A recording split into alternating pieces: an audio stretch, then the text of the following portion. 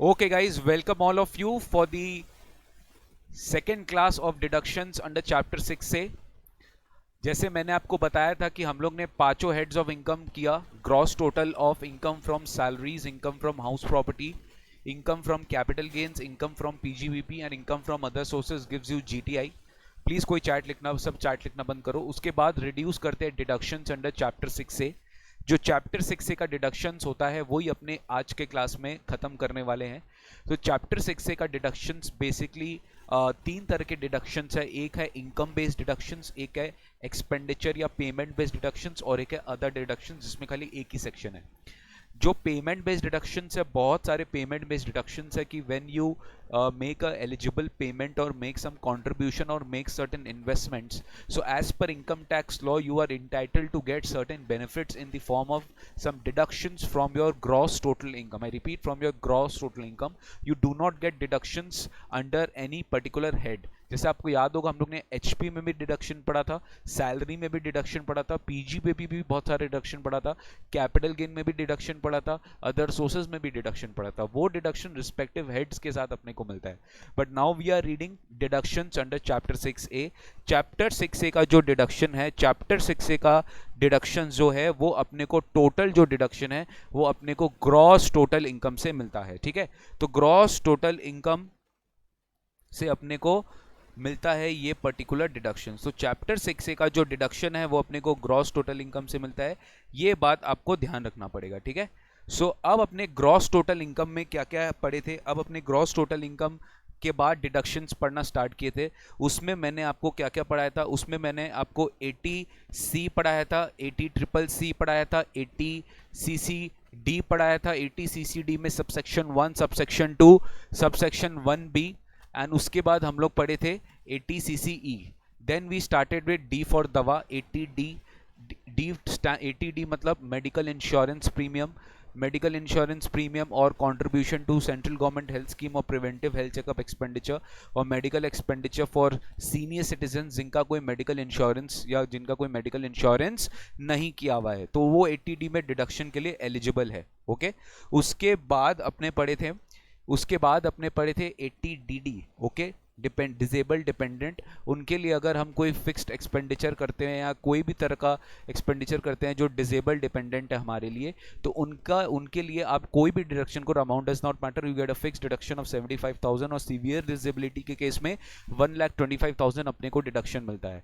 उसके बाद पढ़े थे 80DDB फॉर डिपेंडेंट डिसेबल्ड, बीमार मतलब डिसेबल्ड डिपेंडेंट जो साथ में बीमार भी है, स्पेसिफाइड डिजीज होके रखा है उसको, तो in that case amount of expenditure incurred और 40,000 which ever is lower, but in case of resident senior citizen, जो इंडिविजुअल जो रेसिडेंट है 60 ईयर्स और मोर है, उनके लिए लिमिट क्या है 1,00,000 रुपीज, बाद बाकी के लिए लिमिट क्या हो जाएगा 40,000 रुपीज। ये अपने पढ़े थे डीडीबी के लिए। फिर अपने पढ़े थे 80U। 80U में मैं आपको बताया था, मैं आज फिर कराऊंगा, जब मैं आज कराऊंगा तब आपको मैं दिखा दूंगा कि ओन सेल्फ एसएससी के लिए एलिजिबल एसएससी कौन है, जो सेल्फ बीमार है, सेल्फ अपने लिए वो एक्सपेंडिचर इंकर कर रहा है और सेल्फ डिसेबल्ड है, तो in that case he gets a fix deduction of 75,000 और 1,25,000 in case of severe disability. ठीक है, okay, thank you so much. Guys यहाँ पे एक छोटा सा करेक्शन आपको मैं कराना चाहता हूँ। 80D में एक बार आप आएंगे अपने मैट में, एक बार अपने मैट में आप 80D में आएंगे। 80D में मैंने आपको मेडिकल इंश्योरेंस वाला यहाँ पे पॉइंट लिखवाया था, मेडिकल इंश्योरेंस जिनका मेडिकल इंश्योरेंस नहीं किया हुआ है। ठीक है, sorry, medical expenditure for senior citizen जिनका मेडिकल इंश्योरेंस नहीं किया हुआ है। ठीक है, वो आप एक छोटा सा माइनर करेक्शन कर देना प्लीज़।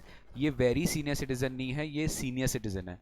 ठीक है, वेरी सीनियर सिटीजन नहीं है, ये सीनियर सिटीजन है। मतलब अगर कोई सीनियर सिटीजन जिनका इंश्योरेंस नहीं किया हुआ है, उनके लिए अगर कोई मेडिकल एक्सपेंडिचर किया जा रहा है तो भी आपको ये डिडक्शन मिल जाएगा। ये वेरी सीनियर सिटीजन नहीं है, ये सीनियर सिटीजन है, दैट इज 60 ईयर्स और मोर। एक छोटा सा प्रिंटिंग एरर हो गया था और मैं भी भूल से ओवरलुक कर गया, तो आज मैं जब प्रीवियस क्लासेस का नोट्स देख रहा था तो मैंने ये एरर नोटिस किया, तो मैं सोचा एक बार आपको बता दूं। तो सीनियर सिटीजन होगा इसमें 60 ईयर्स और मोर। अगर सीनियर सिटीजन है 60 ईयर्स और मोर तो ही उस केस में इनको तो भी डिडक्शन मिल जाएगा। वेरी सीनियर सिटीजन के लिए यहाँ पे रिक्वायरमेंट नहीं है। तो सेक्शन 80D अपने एक बार पढ़ चुके, 80DD भी पढ़ चुके, 80DDB भी पढ़ चुके। आज अपने स्टार्ट करेंगे नया section in case of 80E। आज अपने स्टार्ट करेंगे नया सेक्शन इन केस ऑफ 80। अब अपने बात करेंगे इंटरेस्ट का। आज अपने बात करेंगे इंटरेस्ट एक्सपेंडिचर का, ठीक है। तो जितने भी ब्याज के एक्सपेंडिचर होते हैं, जितने भी इंटरेस्ट के एक्सपेंडिचर होते हैं, उसका डिडक्शन हमें कौन कौन से सेक्शन में मिलता है वो मैं आज आपको बोलता हूँ। एक है सेक्शन 80E, ठीक है। एक है सेक्शन 80EE, ठीक है। एक है सेक्शन 80EE और एक है सेक्शन 80EEB। ये टोटल 4 सेक्शंस है इनकम टैक्स लॉ में for availing deductions under chapter 6 से फॉर इंटरेस्ट। सो 80E है, 80EE है, 80EE है, 80EEB है, 80E है, 80EE है, 80EE है और 80EEB है, ठीक है। सो इन दिस केस क्या होगा, 80EE जो है 80E, सबसे पहले अपने 80E पढ़ते हैं। 80E क्या बोलता है? E स्टैंड्स फॉर, मैं मेनोमिक्स बता रहा हूं ताकि आपको याद रहेगा। E stands for education loan. I repeat, E stands for education loan. Education loan जो है, एजुकेशन लोन जो है उस पे आप जो इंटरेस्ट पे करते हो, आप एजुकेशन लोन लिए। एजुकेशन कौन सा? वो भी हायर एजुकेशन लोन लिए। कौन सा लोन लिए? हायर एजुकेशन के लिए आपने लोन लिया, तो वो लोन का डिडक्शन आपको एक्चुअल बेसिस में मिलता है for 8 years from the year of payment। मतलब actual payment of interest up to 8 years from the year of payment। मतलब जिस साल से आपने फर्स्ट पेमेंट किया उस साल से 8 साल तक आपको ये लोन का इंटरेस्ट डिडक्शन मिलता रहेगा। This loan should be taken. अब इसका क्या क्या कंडीशंस एक बार अपने देख लेते हैं। एलिजिबल एसएससी कौन है? Individuals taking loan for higher education of self, spouse, children. अपने लिए, स्पाउस के लिए, चिल्ड्रन के लिए, एजुकेशन के लिए, including the student for whom the individual is the legal guardian. मतलब इवन अडॉप्टेड चाइल्ड है जिसके आप लीगल गार्जियन हो, तो भी उस चाइल्ड के लिए अगर आप लोन ले रहे हो तो भी आपको डिडक्शन मिल जाएगा। परमिसिबल डिडक्शन कितना? Actual interest paid up to 8 years from the year of payment. Actual interest paid up to 8 years from the year of payment. तो 8 साल तक आप जो पेमेंट करोगे, 8 साल तक आप जो पेमेंट करोगे उसका डिडक्शन आपको मिल जाएगा। जिनको लग रहा है साउंड लो, प्लीज अपने हेडफोन में लगा के देखो, हो सकता है आपका कोई ऑडियो प्रॉब्लम हो। आई थिंक मेरे एंड से कोई मुझे इशू नहीं लग रहा है। अगर आपको इशू लग रहा है तो प्लीज एक बार आप चेक करो। हेडफोन लगा के सुनिए instead of from your mobile phone speakers. Headphone use करिए if you are viewing the classes from phone और लैपटॉप, व्हाटएवर द केस में भी। कंडीशंस क्या है? लोन कहाँ से लेना पड़ेगा? Loan should be taken from banks और financial institutions. Very very important. Loan कहाँ से लोगे आप? 80E वाला एजुकेशन लोन बैंक से लोगे, कोई फाइनेंशियल इंस्टीट्यूशन से लोगे, या अप्रूव्ड चैरिटेबल इंस्टीट्यूशन से लोगे। कहाँ से लोगे? अप्रूव्ड चैरिटेबल इंस्टीट्यूशन से लोगे। तो अप्रूव्ड चैरिटेबल क्या बोलते हैं, इंस्टीट्यूशन से लोगे, तो ये 3 जगह से आप लोन लोगे तो ही 80AA में क्वालिफाई है, वरना क्वालिफाई नहीं है। अब ये हायर एजुकेशन क्या है, ये बात ध्यान से सुनिएगा। Higher education is basically education after class 12 और इक्विवेलेंट। मतलब क्लास 12 के बाद जो एजुकेशन है which is recognised by central government और स्टेट गवर्नमेंट, और any courses which is recognised by central government और स्टेट गवर्नमेंट, अगर आप उसके लिए लोन ले रहे हो तो ही वो हायर एजुकेशन है। फिर चाहे वो इंडिया में हो क्या इंडिया के बाहर हो, does not matter, it should be recognised by the central government और the state government, that is important, ठीक है। तो आफ्टर क्लास 12 की जो स्टडी है या इक्विवेलेंट स्टडी है, उसके बाद की एजुकेशन को we say higher education. Loan can be taken for study in India और आउटसाइड इंडिया ऑल्सो। और ये कोर्स पार्ट टाइम है, फुल टाइम, कुछ भी हो सकता है, ठीक है। It can be any recognised course by the central government. Loan should be taken for pursuing higher education, या तो एसएससी का या तो उसके रिलेटिव्स का। रिलेटिव्स में कौन आ गया? स्पाउस या चिल्ड्रन आ जाएगा, या फिर स्टूडेंट और for home SSC is the guardian. SSC उनका लीगल गार्जियन है, तो इन दैट केस उनके लिए अगर वो लोन ले रहे हैं तो भी उनको इंटरेस्ट का डिडक्शन मिल जाएगा under section 80। Very very simple, बहुत ज़्यादा क्लियर, बहुत ज़्यादा क्लियर है। सब स्टूडेंट बोल रहे हैं साउंड क्लियर है, कुछ स्टूडेंट्स बोल रहे हैं मुझे भी कोई प्रॉब्लम नहीं है साउंड की, video and audio is very clear. तो आई थिंक किसी का कहीं ना कहीं ऑडियो में आप प्लीज़ अपना हेडफोन लगा के सुनो, तो I think it will be clear, okay. तो 80 अपना खत्म होता है। चलिए एक इलस्ट्रेशन देखते हैं। Mister B has taken 3 education loans on 1st April 2019, the details of which are given below. Loan 1, loan 2 and loan 3, for whose education loan was taken B. B कौन है? Self. Son of B, son को B का सन मतलब B का बेटा, okay, children, या फिर B की डॉटर, वो भी बी की बेटी, यानी चिल्ड्रन। लोन का पर्पस है एमबीए क्लास 12 एंड इक्विवेलेंट के बाद है, this is important. BSc again that's a recognised course after class 12 and BA is also recognised course after class 12। अगर यहाँ पे मान लीजिए क्लास 11 आ जाता या क्लास 6 आ जाता तो ये हायर एजुकेशन 6 हायर एजुकेशन नहीं होता और then you would not have been got get the deduction. लेकिन यहाँ पे बीए, बीएससी, एमबीए सारे recognised courses after class 12। Loan की अमाउंट दी है, हमें उससे मतलब नहीं है। एनुअल रीपेमेंट कितना की हमें से मतलब नहीं है। एनुअल रीपेमेंट ऑफ इंटरेस्ट से हमें मतलब है, ध्यान से सुनना, एनुअल रीपेमेंट ऑफ इंटरेस्ट से मतलब है। यहाँ पे मैं इंटरप्ट करना चाहूंगा, अगर आपको कुछ याद है, रीपेमेंट ऑफ लोन हम लोग ने पढ़ा था 80C में, okay, I am interlinking. Repayment of loan हम लोग ने पढ़ा था 80C में, दैट इज हाउसिंग लोन का प्रिंसिपल रीपेमेंट। एजुकेशन लोन का प्रिंसिपल रीपेमेंट कवर्ड नहीं है कहीं पे, only interest on education loan is covered under section 80E। E stands for education, ठीक है। 80 आप कैसे याद रखोगे, ई स्टैंड्स फॉर एजुकेशन। आपको डिडक्शन निकालना है under section 80E for the assessment year 2021, for the assessment year 2021, ठीक है। तो अब मुझे बताइए, आप बताइए आपको क्या लग रहा है, जो ए है, जो बी है, बी को कितना डिडक्शन मिल जाएगा? सर बी को 20,000 का भी मिल जाएगा, 10,000 का भी मिल जाएगा और 18,000 का भी मिल जाएगा, तीनों का डिडक्शन मिल जाएगा, because there is no limit on 80। It's a time based deduction की actual interest up to 8 years will be deductible. तो फर्स्ट ईयर का जो है ये तीनों के केस में इनको मिल जाएगा, 20 + 10 30 + 18,000, 48,000 will be the total amount of deduction which will be eligible to be in the hands of B for assessment year 2021 under section 80। ये पूरा का पूरा मैंने illustration में मैंने इस रीजनिंग के साथ यहाँ पे बता दिया, प्लीज इसको एक बार देख लेना। नेक्स्ट आता है guys section 80EE, very very simple section 80EE। ऐसे देखा जाए तो गाइस मेरा बात बहुत ध्यान से सुनना, सबसे पहले आप ये समझो कि किसके लिए लोन लेंगे आप। ये लोन लेंगे आप रेसिडेंशियल हाउस प्रॉपर्टी को एक्वायर करने के लिए। I repeat, residential house property को एक्वायर करने के लिए you have taken a loan. Sir residential house property को लोन लेने के लिए तो हम लोग ने एचपी में भी पढ़ा था, which was section 24B। I repeat, हम लोग ने एचपी में भी पढ़ा था, विच वॉज सेक्शन 24B। तो interest on loan for house property का डिडक्शन तो आपको 24B में भी मिलेगा, but you will be getting certain additional deduction under chapter 6 से, अंडर सेक्शन 80EE ऑल्सो। आपको 80EE में भी इसका सर्टेन एडिशनल डिडक्शन मिलेगा under section 80EE if you want to claim deduction on interest under chapter 6A। यानी sir 24B तो है ही, उसके over and above you are also getting deduction under section 80EE under chapter 6 से।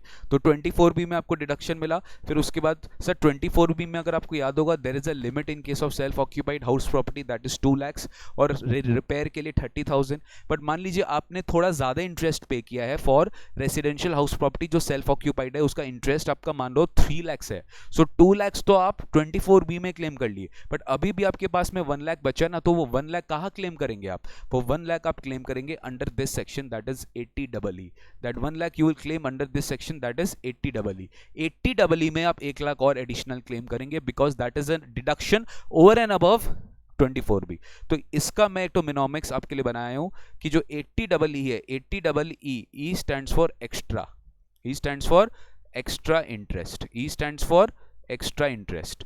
तो extra interest जो है, जो एक्स्ट्रा पेमेंट आप कर रहे हो, उसका डिडक्शन आपको 80EE में मिल जाएगा। अब मेरा बात बहुत ध्यान से सुनना प्लीज, 80EE जो है वो एज ऑन डेट वो भी कटा नहीं है सेक्शन, वो है, but 80EE is for a particular time period. वो टाइम पीरियड अभी एक्सपायर हो गया है। 80EE is for specified time period, that time period has been expired. उसके बाद एक नया सेक्शन आ गया है 80EE। आई रिपीट, एक नया सेक्शन आ गया है 80EE, 80EE, नया सेक्शन आ गया है 80EE। ओके, सो अपने को ये दोनों पढ़ना है, 80EE भी पढ़ना है, 80EE भी पढ़ना है। सो 80EE will be for a specified time period, उसके बाद विल बी एप्लीकेबल 80EE। चलिए एक बार 80EE करते हैं, फिर अपने धीरे धीरे 80EE में जाएंगे। Okay, next, interest on loan taken for acquisition of residential house property, very important, वो था हायर एजुकेशन 80E। ये है हाउस प्रॉपर्टी का एक्विजिशन 80EE, एक्स्ट्रा इंटरेस्ट। याद रखना 24B में you will be getting under house property deduction and you will also claiming deduction under chapter 6 से under 80EE। SSC किसको मिलेगा? इंडिविजुअल और एचयूएफ, ठीक है, किसको मिलेगा? इंडिविजुअल और एचयूएफ। कितना डिडक्शन मिलेगा? Lower of interest paid on loan during the financial year, lower of interest paid on loan during the financial year. Financial year में आपने जितना पे किया है इंटरेस्ट उतना डिडक्शन आपको मिलेगा, या फिर 50,000 maximum deduction admissible under section 80 is 50,000. You will not be getting more than 50,000 का डिडक्शन। ठीक है, कंडीशंस क्या है? Now you will see the loan should B sanctioned, very very important, आपको अब समझ में आएगा। लोन इस पर्टिकुलर साल में सैंक्शन होना चाहिए, financial year 16-17। I will tell you this was an amendment in finance 16, उसके बाद इसने कभी सेक्शन, इस सेक्शन में कभी ईयर चेंज हुआ ही नहीं। अगर लोन सैंक्शनड होना चाहिए, मैंने नहीं बोला कि लोन कब मिला है, लोन आपको कब मिला है, लोन डिसबर्समेंट डेट नहीं बोला है, लोन सैंक्शन डेट बोला है, that is the catch. The loan should be sanction in the financial year 16-17 from the bank और the financial institution and as well as housing finance company. Housing finance company कौन सा हो? जो construction projects या construction real estate projects को finance करते हैं, housing projects को फाइनेंस करते हैं, तो वहां से आपने लोन लिया, हाउसिंग फाइनेंस कंपनी से लोन लिया, बैंक से लोन लिया, फाइनेंशियल इंस्टीट्यूशन से लोन लिया। In that case basically a bank जिसपे बैंकिंग रेगुलेशन एक्ट एप्लीकेबल है या कोई फाइनेंशियल इंस्टीट्यूशन से लोन लिया, then you will be getting deduction under section 80 subject to maximum 50,000 if the loan is sanctioned during the financial year 16-17। The amount of loan sanction should not be more than ₹35 lakhs। ये सब सम में रहेगा, आपको याद रखना पड़ेगा सब condition कि जो लोन अमाउंट आपने लिया है वो 35 लाख रुपए से ज्यादा का लोन नहीं है, प्लस जो प्रॉपर्टी की रेसिडेंशियल वैल्यू है, ठीक है, जो प्रॉपर्टी की रेसिडेंशियल वैल्यू है वो 50 लाख से ज्यादा की नहीं है। ये बेसिकली स्टैम्प ड्यूटी वैल्यू, ठीक है, क्या बोला मैंने? Stamp duty value.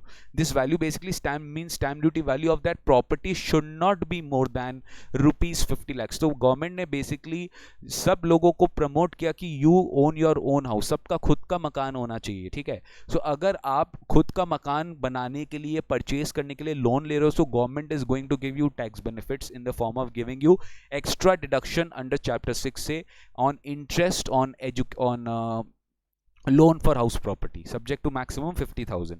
तो रेसिडेंशियल वैल्यू, रेसिडेंशियल प्रॉपर्टी की वैल्यू 50 लाख से ज्यादा की नहीं होनी चाहिए। Loan sanction should not exceed 35 lakh rupees, that's the third condition. And last and the most important point that SCC should not own, बेघर को घर दिलाना है। किसको दिलाना है? बेघर, यानी जिनके पास घर नहीं है, खुद का मकान एक ठो भी नहीं है और मकान लेने के लिए जा रहे हो, हाउस प्रॉपर्टी लेने के लिए जा रहे हो, then you will be getting 80 but you have already one house in your name, you already own one house in your name, then on the second house you're not going to get any deduction. So you should not own any residential house property on the date of sanction of loan. This is very very important guys. Loan sanction के दिन मैं कोई भी एक ही भी घर own नहीं कर रहा। जिस दिन मुझे लोन मिल रहा है बैंक से on which I am to pay interest, I am not owning any house, I am not owning any house on the date of sanction of loan. If I am owning any house 1 2 3 jitna bhi, I am not going to get the deduction under section 80EE.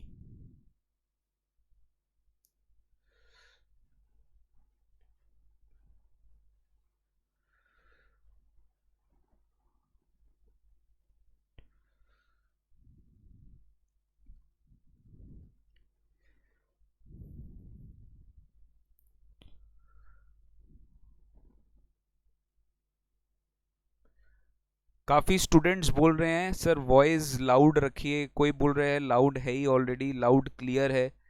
Guys please reply and tell me क्या मेरा voice पूरा Audible है, किन किन को Audible नहीं है, किन किन को ऑडिबल है, दोनों सब लोग चैट करके बताओ। यस, ऑल कंडीशंस फुलफिल करना पड़ेगा। सैंक्शन मतलब लोन पास कर देना, सैंक्शन मतलब लोन पास कर देना। The government has, I mean the bank has approved the loan, that is meaning of sanction.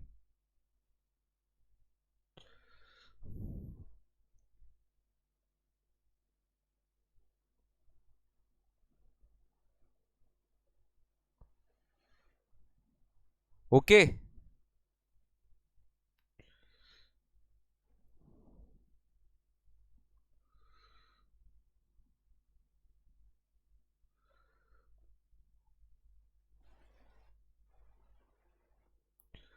चलिए स्टार्ट करते हैं, चलिए स्टार्ट करते हैं।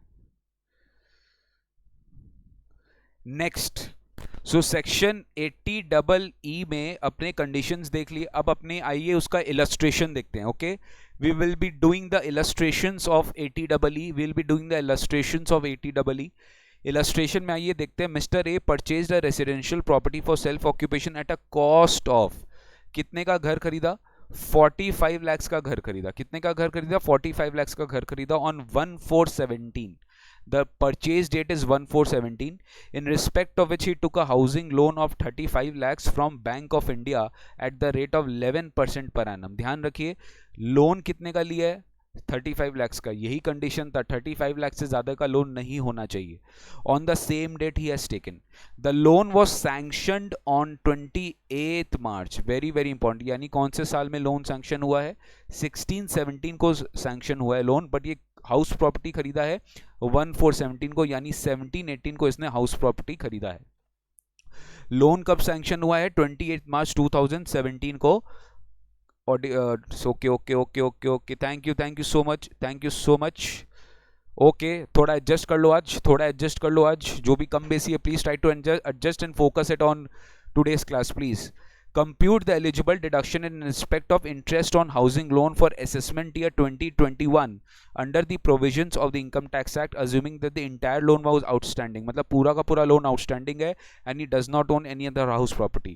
तो अपने को पता है लोन 35 lakhs का है, 11% पर एनम के हिसाब से इसने लोन लिया है. एंड लोन कब लिया है? लोन 1/4/17 को ही लिया है. लोन 1/4/17 को इसको मिला है, तो जब से मिला है तब से इंटरेस्ट लगना चालू, बट लोन सैंक्शन हो गया था प्रीवियस ईयर 16-17 में. तो it is very simple. 35 lakhs के हिसाब से, 35 lakhs के हिसाब से अब मुझे सबसे पहले ये देखना पड़ेगा. ध्यान से देखिए गाइज, ध्यान से देखिए, ये जो प्रॉपर्टी है ये सेल्फ ऑक्यूपाइड प्रॉपर्टी है, because this is self occupation. तो सबसे पहले आप ये ध्यान दो, सबसे पहले आप ये ध्यान दो, first of all you will have to compute 24B. आप 24B कंप्यूट करेंगे. 24B में हमें कितना मिलने वाला है? इंटरेस्ट का डिडक्शन 35 lakhs इंटू 11%. पहले टोटल इंटरेस्ट निकाल लो, टोटल इंटरेस्ट कितना आ रहा है? तो 35 लाख के हिसाब से, 35 लाख के हिसाब से 11%, 3,85,000, 3,85,000, 3,85,000 is my total interest. But under 24B I will be restricted to 2 lakhs. मुझे कितना मैक्सिमम मिलेगा? 2 lakhs. तो I can take maximum 24B में 2 lakhs का डिडक्शन. तो मैं 2 लाख का डिडक्शन 24B में ले लेगा. फिर उसके बाद I L B getting deduction under section 80EE. I L B getting deduction under section 80EE. 80EE का क्या मैं कंडीशंस फुलफिल कर रहा हूँ? कोई भी घर नहीं था, रेसिडेंशियल हाउस प्रॉपर्टी की वैल्यू 50 लाख से कम है, that is 45 lakhs, loan sanctioned in financial year 16-17 and loan amount not exceeding 35 lakhs. All 4 conditions fulfilled. So yes, I will be getting maximum deduction of 50,000. So total deduction of interest from your income will be 2,50,000. मतलब आप 24B में भी तो 2 लाख ले लिए और 50,000 आप 80EE में ले लेंगे, 50,000 आप 80EE में ले लेंगे. ओके, फाइनेंशियल ईयर 16-17 में लोन सैंक्शन हुआ है बिकॉज 28 मार्च 17 है, which is following in financial year 16-17 period. So that is one of the important condition in to claim deduction under 80EE. अब आप बोलेंगे सर अगर लोन यहाँ पे 28 मार्च 17 16-17 के बाद सैंक्शन हुआ था, then would I have got interest deduction? I repeat, if loan would not have been sanctioned in financial year 16-17, then you will not be getting any deduction under section 80EE.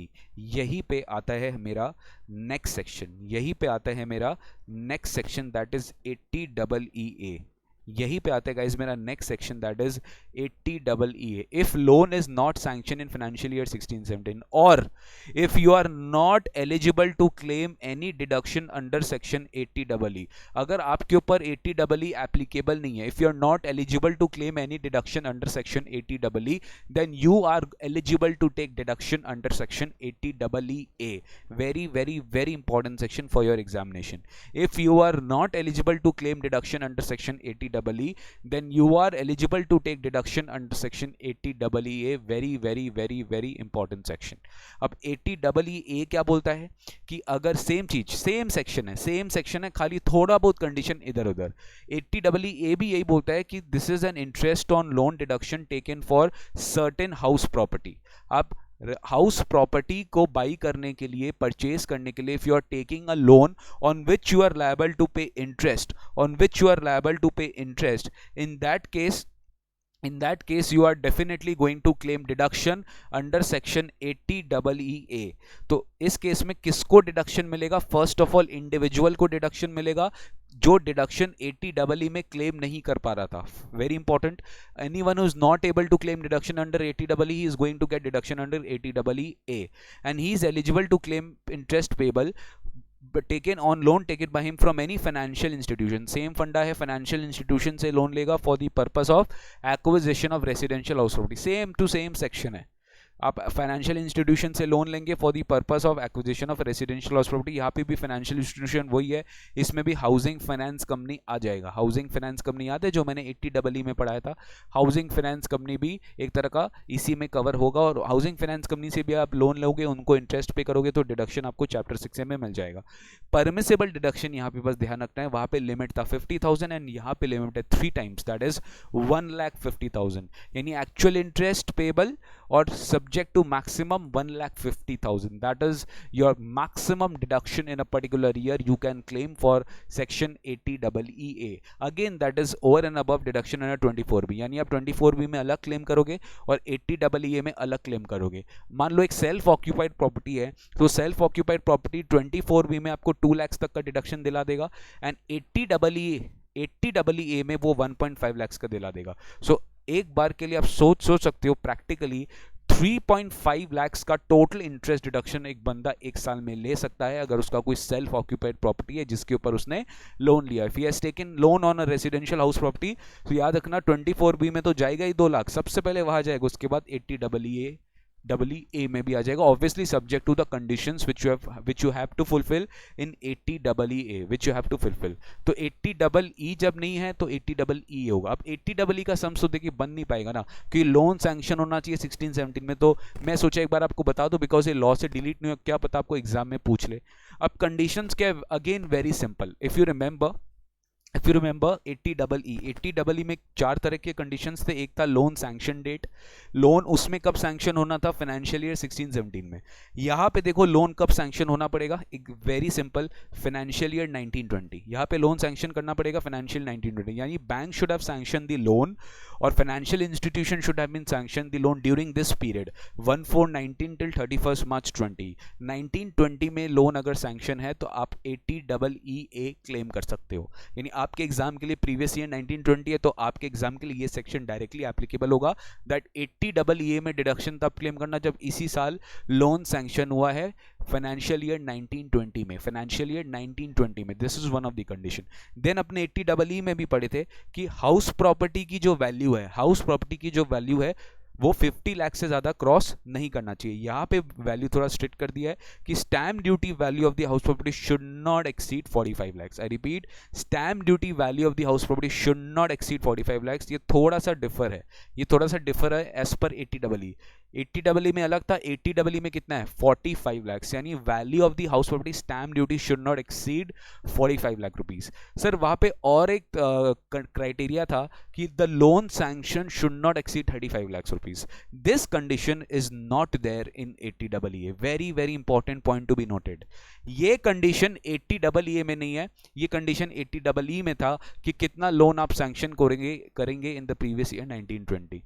Last point same है, SSC should not own any house property on the date of sanction of loan, that's it. ये 80EE में भी था, ये 80EE में भी है।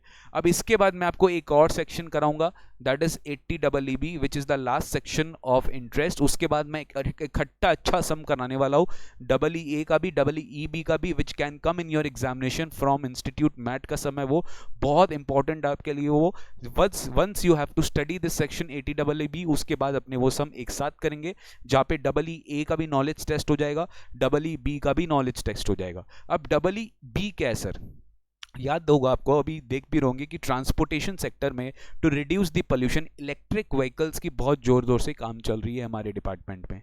तो इलेक्ट्रिक व्हीकल्स को प्रमोट करने के लिए गवर्नमेंट ने इंसेंटिव दिया है, टैक्स बेनिफिट दिया है कि आप इलेक्ट्रिक व्हीकल्स खरीदो, पोल्यूशन फ्री गाड़ियाँ खरीदो जो इलेक्ट्रिक से चल सके। उसके लिए if you want a loan, you take loan, you pay interest, we will give you deduction under section 80EEB. I repeat, under section 80EEB. अब ध्यान से सुनना, when I am taking loan for house property, I am taking loan from financial institution.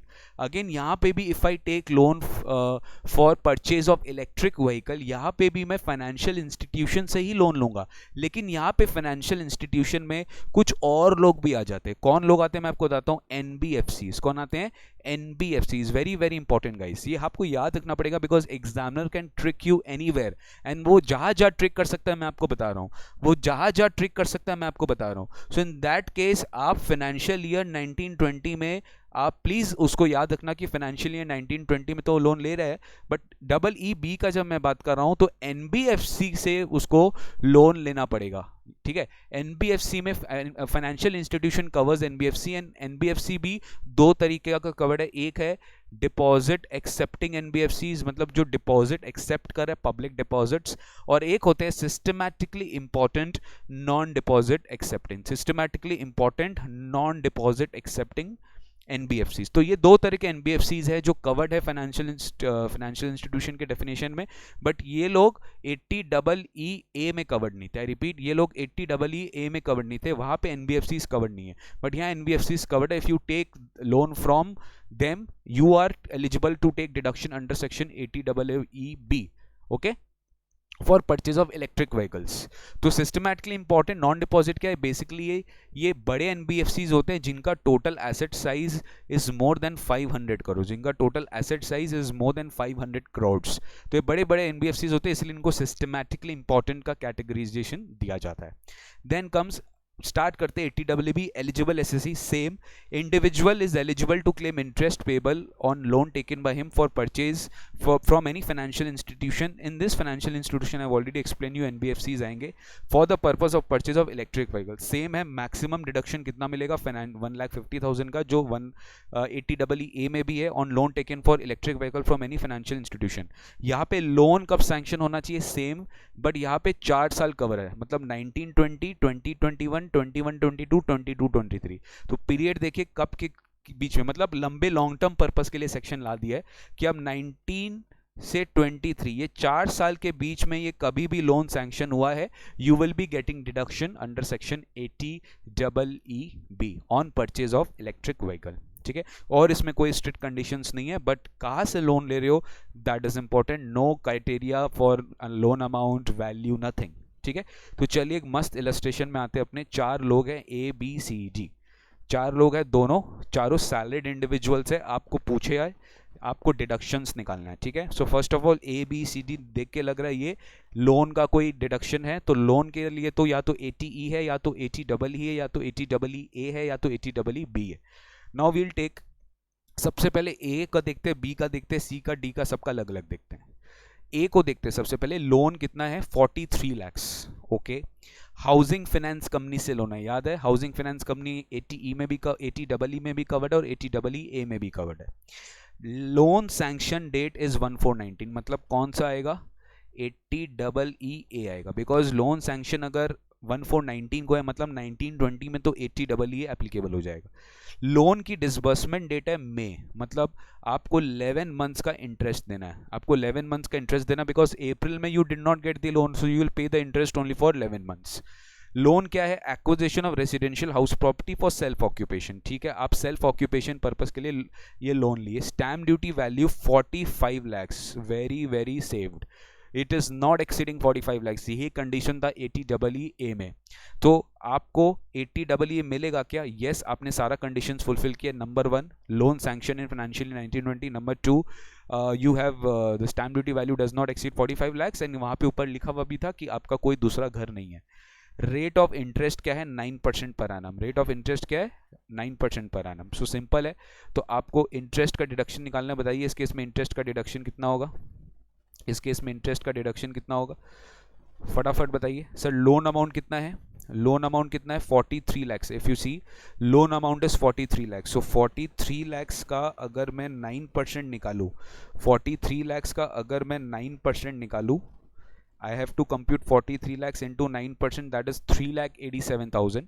and that 3,87,000 I will multiply by 11 months. I will multiply by 11 months, that is 3,54,750. ध्यान से देखिए 3,54,000 total interest कितना आ रहा है 3,54,750. सबसे पहले अपने total interest देख लिए, ठीक है 3,54,750.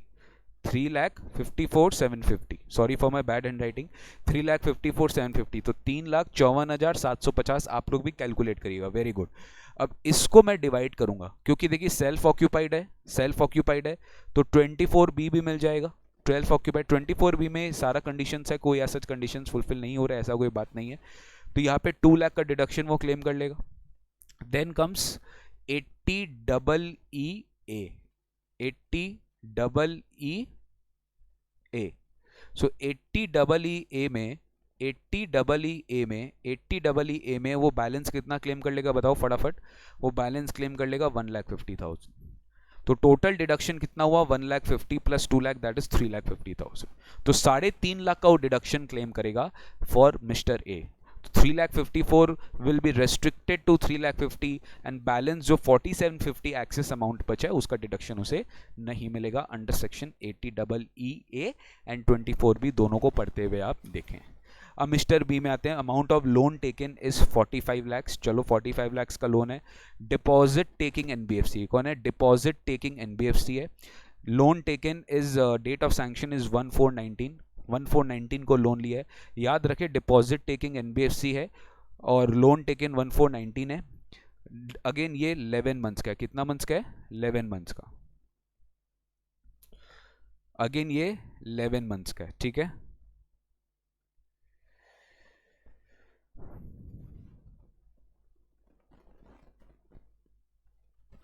Just 1 minute.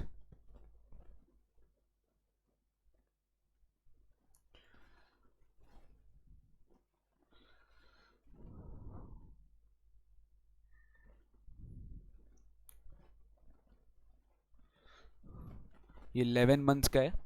Acquisition of residential property for self occupation और यहाँ पे स्टैम्प ड्यूटी वैल्यू 48 lakhs है. चलो 48 lakhs का स्टैम्प ड्यूटी वैल्यू है बॉस. तो 48 lakhs का स्टैम्प ड्यूटी वैल्यू है. Stamp duty value is exceeding 45 lakhs.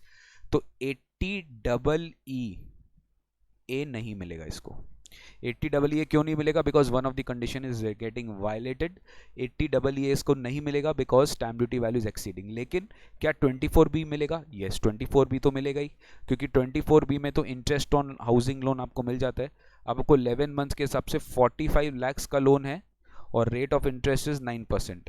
तो 45 lakhs into 9% into 11/12 that is 3,71,250. देखिए ध्यान से, देखिए ये सब आंसर यहाँ लिखा हुआ है. ठीक है, मैं डिस्कस नहीं कर रहा हूँ. देखिए यहाँ पे आया हुआ है, सब कुछ लिखा हुआ है. ओके 3,71,250 आपका टोटल डिडक्शन आ रहा है बट मैक्सिमम आपको 2 लाख ही मिलेगा. आपको यहाँ पे 80EE नहीं मिला है क्योंकि your condition of 80EE is getting violated. But आपको HP का जो लॉस, HP का जो इंटरेस्ट का डिडक्शन है वो आपको मिल जाएगा. बहुत ही मजेदार टॉपिक है और बहुत ही इंपॉर्टेंट टॉपिक है. That is why I am taking illustration, I am taking so much pain and time to discuss this sum so that ये आपके माथा में बैठ जाए और एग्जाम में आए तो आप इजीली इसको कर पाओ. तो 80EE का इलस्ट्रेशन यहाँ खत्म करते हैं. अब आते हैं 80EB के तरफ. यहाँ पे क्लियरली बोला है लोन है 20 लाख का. डिपॉजिट टेकिंग एनबीएफसी है तो फाइनेंशियल इंस्टीट्यूशन है ही. 1419 को लोन सैंक्शन हुआ है मतलब 1920 में कोई प्रॉब्लम नहीं है. यहाँ पे अगेन 11 महीना का डिसबर्समेंट है. कितना महीने का डिसबर्समेंट है? 11 महीने का डिसबर्समेंट है. इलेक्ट्रिक व्हीकल आपने परचेज किया है फॉर पर्सनल यूज, कोई प्रॉब्लम नहीं है. और कॉस्ट ऑफ इलेक्ट्रिक व्हीकल जितना भी कॉस्ट है कोई प्रॉब्लम नहीं है, 22 लाख का. और रेट ऑफ इंटरेस्ट कितना है? 10% per annum. Rate of interest कितना है? 10% पर एनम. तो इलेक्ट्रिक व्हीकल में तो आपको खाली 80EE ही मिलेगा. ठीक है, मैक्सिमम डिडक्शन 10% ऑफ. ध्यान से 11 महीना का इंटरेस्ट है तो 20 लाख का 10% gives me 2 lakhs. 2 lakhs into 11/12 gives me 1,83,333. तो ये मुझे 1,83,333 टोटल इंटरेस्ट का अमाउंट दे रहा है. ये मुझे रेस्ट्रिक्ट करना पड़ेगा to 1,50,000. This maximum interest will be restricted to 1,50,000 under section 80EEB. I repeat, under section 80EEB. 80 EEB में मुझे इसको रेस्ट्रिक्ट करना पड़ेगा मैक्सिमम 1.5 लाख तक, ठीक है, क्योंकि इससे ज़्यादा आप नहीं क्लेम कर सकते। मिस्टर डी में आते हैं 15 lakhs का लोन है, loan taken from public sector bank, चलो फाइनेंशियल इंस्टीट्यूशन है। ओ माय गॉड, यहाँ पे कैच दे दिया कि लोन सैंक्शन हुआ है 30 मार्च 19 को, यानी this loan sanction is in financial year 18-19, और अपने 80 में पढ़े थे that loan sanction should be in financial year 19-20 से 2022-23, तो यहाँ पे ये कंडीशन वायलेट हो गया है। So no deduction under section 80EEB will be eligible, यहाँ पे कोई भी डिडक्शन 80EEB में नहीं मिलेगा। 11 मंथ अनुपजा इसीलिए क्योंकि यहाँ पे लोन डिसबर्समेंट 1 मई को है, अप्रैल को कोई लोन ही नहीं था, तो क्या चीज़ का इसको इंटरेस्ट का डिडक्शन मिलेगा, ठीक है, तो खाली 11 महीना का प्रोपोर्शनेटली करेंगे। ये पूरा सोल्यूशन यहाँ पे दिया हुआ है, you can see and you can match with what I have said, okay, तो यहाँ पे आपको आंसर करेक्ट आ जाएगा, ठीक है गाइस, ओके, आइए आगे बढ़ते हैं। So with this we complete our interest का सेक्शन 80, तो अपने सी का सीरीज पूरा पढ़ लिए कंट्रीब्यूशन वाला पार्ट, अपने डी का सीरीज पूरा पढ़ लिए दवाई वाला पार्ट, ई का इंटरेस्ट अपने पढ़ लिए पूरा इंटरेस्ट वाला part, education loan, extra interest, EEA और EEB, ठीक है, ये 4 सेक्शन पढ़ ली। Now we are going to study donations, I repeat, आप अपने बात करेंगे सीधा डोनेशंस के बारे में।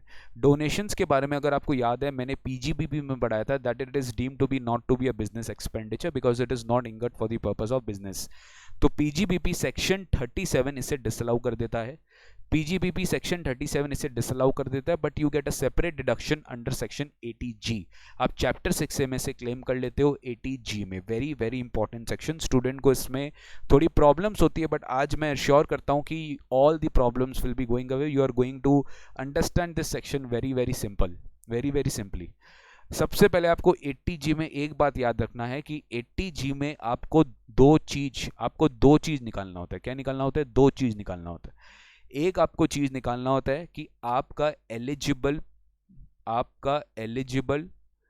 डोनेशन अमाउंट कितना है, कितना अमाउंट आपने डोनेट किया है, कितना अमाउंट आपने डोनेट किया है, ठीक है, मैं एकदम to the point exam view point पे आ रहा हूँ।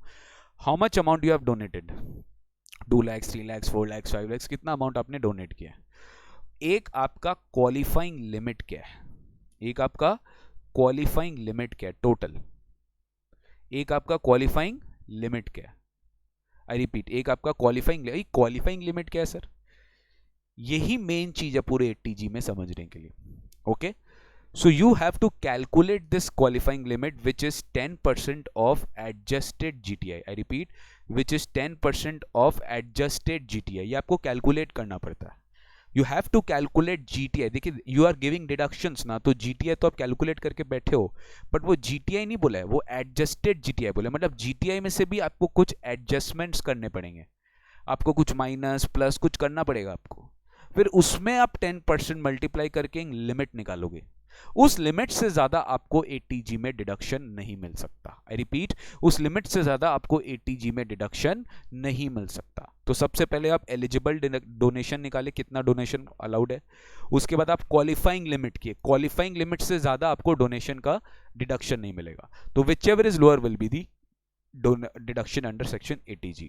बट गाइस, कुछ ऐसे भी डोनेशंस होते हैं 80G में जहां पे आपको सीधा डोनेशन अमाउंट है वो दिया है और आपको वही 80G का डिडक्शन निकालना, मतलब वहां पे क्वालिफाइंग लिमिट बोल के जो मैंने अभी बोला है this will not be applicable, qualifying limit करके जो मैंने बोला है ये एप्लीकेबल नहीं होगा, क्वालिफाइंग लिमिट वाली बात जो मैंने आपको बोली है ये एप्लीकेबल नहीं होगी, ओनली डोनेशन अमाउंट जो आपने दिया है वो एप्लीकेबल है, मतलब ये without qualifying limit. I repeat, यहाँ पे कोई लिमिट नहीं है, without any limit you are getting पूरा डिडक्शन, बट कुछ डोनेशंस में लिमिट है। अब 80G में you need to understand this much only, on which funds, on which donations qualifying limit will be applicable, on which funds qualifying limit will not be applicable. तो ये सबसे पहले काम है डिस्टिंक्ट करना आपको कि which are the donations on which qualifying limit will be applicable, which are the limits, which are the payments on which qualifying limit is not applicable.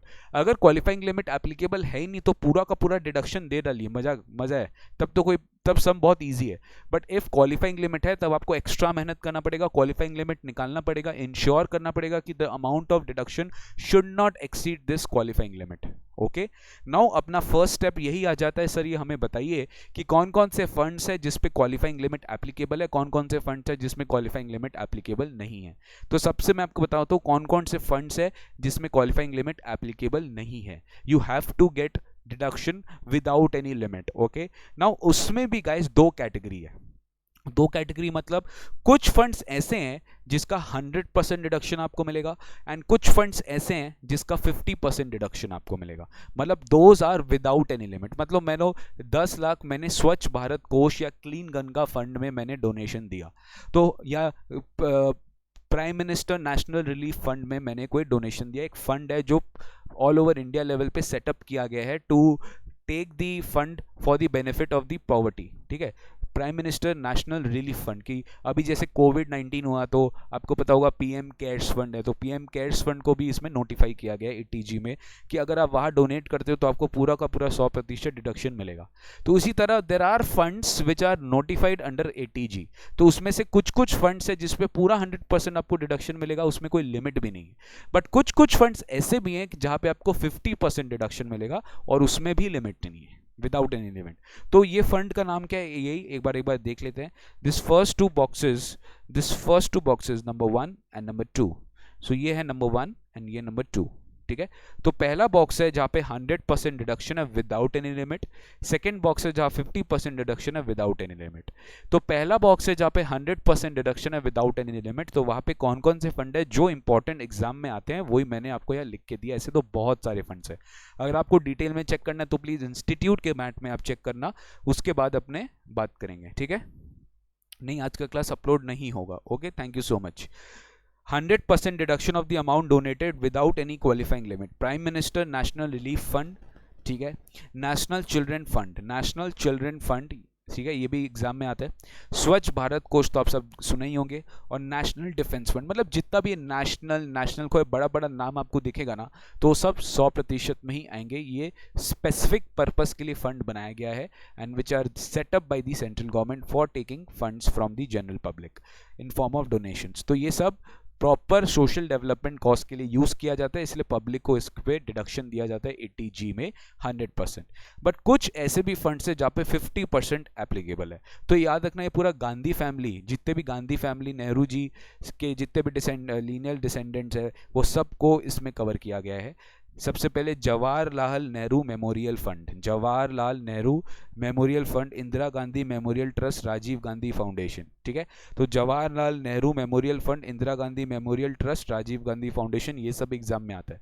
और प्राइम मिनिस्टर का एक फंड है, ये इसमें को प्लीज मिस्टेक मत करना, drought relief fund, मतलब सूखा है, मतलब सेकंड कैटेगरी में आएगा। ठीक है, 50% ये याद रखिएगा, सूखा।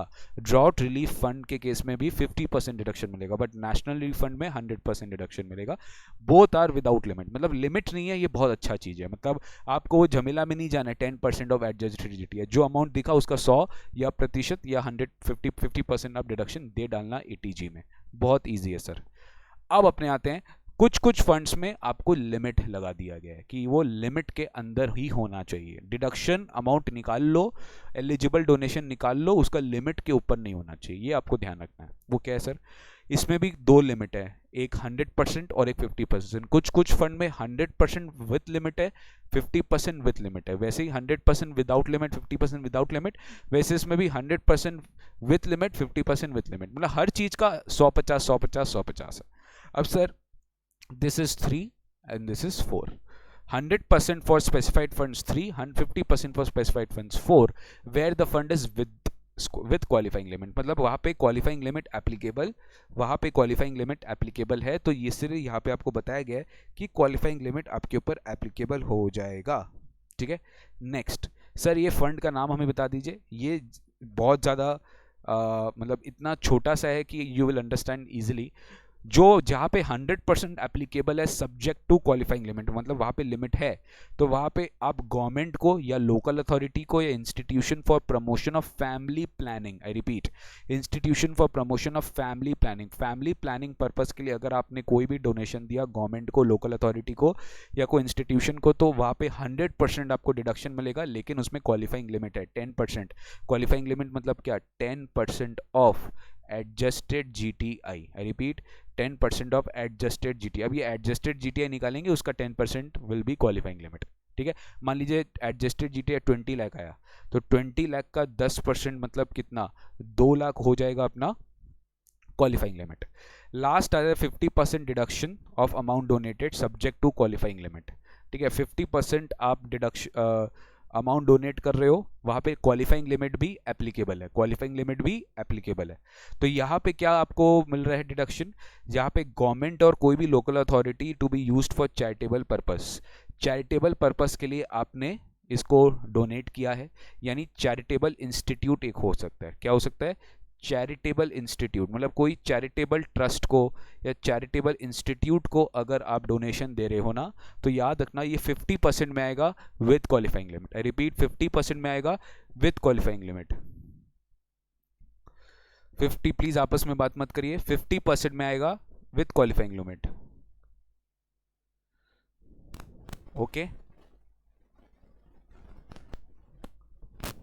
चलिए, so government and any local authority to be used for charitable purpose other than promotion for planning, family planning, या temples, churches, गुरुद्वारा, मॉस्क, ये सारे के सारे डोनेशन जो अपने देते हैं ये 50% वाले लिमिट में आएंगे, विथ लिमिट में आएंगे। मतलब ये सबसे कम ने, तो देखिए सबसे बेस्ट क्या है 100% विदाउट लिमिट, उसके नीचे 50% विदाउट लिमिट, उसके नीचे 100% विथ लिमिट, उसके नीचे 50% विथ लिमिट। तो 50% विथ लिमिट में आते हैं जितने चैरिटेबल इंस्टीट्यूट्स हैं, मॉस्क, टेम्पल्स, गुरुद्वारा। गवर्नमेंट को other than promotion of family planning के लिए कर रहे हैं तो वो आते हैं, बाकी गवर्नमेंट को for promotion planning family planning के लिए कर रहे हैं तो वहाँ पे 100% विथ लिमिट आ जाते हैं। तो सबसे पहले हम लोग ने ये सीखा कि सर कौन कौन से फंड है, उस पर ये डिसाइड कर लो कि हाँ इस फंड में विथ लिमिट है कि विदाउट लिमिट, और विथ लिमिट है विदाउट लिमिट है तो कितना परसेंटेज है, 100% है कि 50% है। सबसे पहले ये आपको सीखना पड़ेगा। अब मैं आपको बताता हूँ कि सर एटीजी का डिडक्शंस कैसे निकालना है आपको कोई भी सम में। तो देखिए मैंने एक चार्ट बनाया आपके लिए।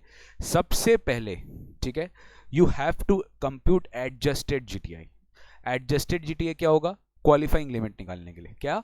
क्वालिफाइंग लिमिट, क्योंकि क्वालिफाइंग लिमिट आपका सेकेंड स्टेप है। आप एडजस्टेड जीटीआई निकाल लिए। अब एडजस्टेड जीटीआई क्या है वो मैं अभी बता रहा हूँ आपको। फिर आप क्या निकालोगे? 10% of adjusted GTI which is the qualifying limit. ये हो गया आपका qualifying limit. Third step, calculate the actual donation which is subject to qualifying limit. ध्यान से देखिएगा, अगर सब्जेक्ट टू क्वालिफाइंग लिमिट है ही नहीं तब तो कैलकुलेट ही नहीं करना ना, बिकॉज उस पर तो 100 या 50 लगा देंगे आप। यहाँ पे वो डोनेशन आपको ऐड करना है जहाँ पे क्वालिफाइंग लिमिट एप्लीकेबल है, यानी charitable trust, family planning, other than family planning, government को, मॉस्क, टेम्पल, चर्च, ये सब को अगर आप दे रहे हो तो यहाँ पे आप उसको इंक्लूड करेंगे। लोअर ऑफ 2 और 3, लोअर ऑफ 2 और 3, 2 मतलब 10% ऑफ एडजस्टेड जीटीए और 3 is the maximum permissible deduction. ये आपका क्या हो जाएगा? मैक्सिमम परमिसिबल डिडक्शन हो जाएगा। इन्हीं का लोअर आपको लेना पड़ेगा, यानी आप इसमें भी 100% अप्लाई कर देना, 50% अप्लाई कर देना, इसके निकाल के जो आंसर आ रहा है वो 3 होगा, और आपको 2 या that is 10% of adjusted GTI से कंपेयर करना पड़ेगा। आपको 10% एडजस्टेड जीटीआई से कंपेयर करना पड़ेगा। Is it okay? Okay sir. अभी ये वाला जो चीज़ है ये मैं आपको अभी समझाऊंगा। एक बहुत अच्छा इलस्ट्रेशन अपने 80G का लेने वाले हैं। उस 80G का इलस्ट्रेशन से you will get each and every concept clear कि मैं आपको क्या समझाने वाला हूँ। सर मान लीजिए एक ही सम में अगर आपका 100% विथ दाउट लिमिट भी है, एक फंड है जिसमें 100% विदाउट लिमिट है, एक सम है जिसमें 100%, उसी सम में 100% विथ लिमिट भी दे दिया आपको, ओ माय गॉड, और उसी सम में आपको 50% विथ लिमिट भी दे दिया। बहुत ध्यान से, उसी सम में आपको 50% विथ लिमिट दे दिया, तो आप कैसे सम करोगे टीजी का? आप कैसे सम करोगे? क्योंकि यहां पे तो आपको इतना सारा दे दिया है और विथ लिमिट में तो आपको 100 भी दिया है। सॉरी, मैं ये 100 नहीं होगा, ये 50 होगा। ठीक है, विथ लिमिट में आपको 100 भी दी और 50 भी दी है, तो आप किसको पहले एडजस्ट करोगे? बिकॉज आपको ये चीज तो पता है, एडजस्टेड जीटीआई आपका फिक्स रहेगा, मान लो 2 lakhs एडजस्टेड जीटीआई फिक्स रहेगा। अब ये 2 लाख में से आप ये इसको पहले दोगे कि आप इसको पहले दोगे? रिपीट, 2 लाख में से आप सबसे पहले you will adjust 100% with limit और 50% विथ लिमिट, आप किसको एडजस्ट करोगे? बिकॉज यहाँ पे प्रोविजन बहुत सिंपल है, वो बोलता है कि बॉस अगर क्वालिफाइंग लिमिट है तब तो एडजस्ट जीटीआई लगेगा। रिपीट, अगर क्वालिफाइंग लिमिट है तब तो adjusted GTI. So we were studying section 80G and यहाँ पे अपने स्टेप्स पढ़ रहे थे, steps to compute deduction under section 80G, जहाँ पे मैंने आपको कंप्यूट एडजस्टेड जीटीआई बताया था। उसके बाद आप कैलकुलेट करते हो 10% ऑफ एडजस्टेड जीटीआई और कैलकुलेट करते हो actual which is subject to the qualifying limit. Qualifying limit वाला आप कंपेयर करते हो एडजस्टेड जीटीआई 10% के साथ विच is the qualifying limit. The lower is the maximum permissible deduction. मैं आपको एक इलस्ट्रेशन दिखा रहा था, उस इलस्ट्रेशन में मैंने आपको बताया कि अगर मान लो आपके पास 100% विदाउट लिमिट वाला डोनेशन है, आपके पास 100% विथ लिमिट वाला डोनेशन है और आपके पास 50% विथ लिमिट वाला डोनेशन, आपके पास 50% विथ लिमिट वाला डोनेशन। अगर आपके पास 50% विथ लिमिट वाला डोनेशन है तो इन दिस केस आप कैसे करोगे? How will you do it? The question is how will you do the sum आगे कैसे बढ़ोगे आप? How will you do the sum, आगे कैसे बढ़ोगे आप?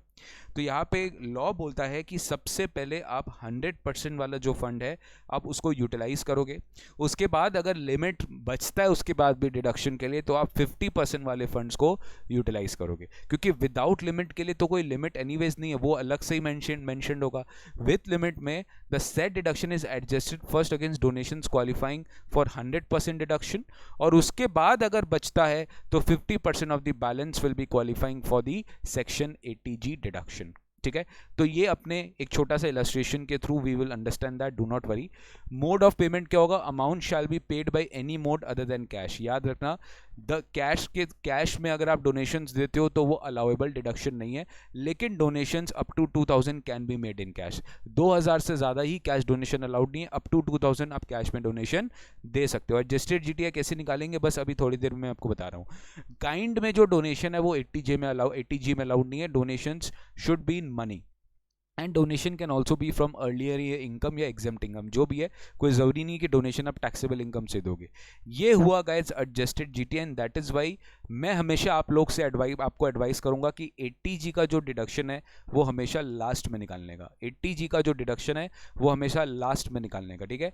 80G का डिडक्शन हमेशा अपने को लास्ट में निकालना चाहिए, बिकॉज यहाँ पे आपको क्वालिफाइंग लिमिट भी निकालना पड़ता है एंड वो qualifying limit depends upon the other deductions of 80 मतलब चैप्टर 6 से, कि यहाँ पे आप एडजस्टेड जीटीआई स्टार्ट करोगे ग्रॉस टोटल इनकम, उसके बाद आप जितना इनकम, याद है मैंने आपको कैपिटल गेन्स में पढ़ाया था ऑन विच चैप्टर 6 से डिडक्शन इज नॉट एप्लीकेबल, तो वो आपको माइनस करना पड़ेगा।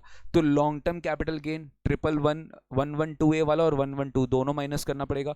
Short term capital gains 111(a) वाला भी माइनस करना पड़ेगा, और जितने भी डिडक्शंस आपको 80C से 80U में मिल रहा है, ठीक है, जो अभी तक अपने पढ़ लिए 80C, CCC, CCD, 80D, 80DD, 80DDB, 80U, 80E, 80EE, 80EA, 80EB, other than 80G, because 80G तो आप निकाल रहे हो, 80G आप कैसे माइनस कर सकते? और आगे अपने पढ़ेंगे GG, GGA, GGB, GGC, ये सब पढ़ेंगे अपने, तो ये सब आप माइनस कर दोगे, यानी आप 80G निकालने के लिए आप बाकी सारे डिडक्शंस को भी आप माइनस कर दोगे जो ऑलरेडी आप क्लेम कर रहे हो in the sum. So 80G you will calculate at the end. तो एडजस्टेड जीटीआई से आप कैसे निकाले? जीटीआई में से सारा स्पेशल इनकम्स जहाँ पे कैपिटल गेन पे टैक्स लग रहा है स्पेशल रेट पे, और चैप्टर 6A में deductions under 80C to 80U accept 80G आप माइनस करोगे।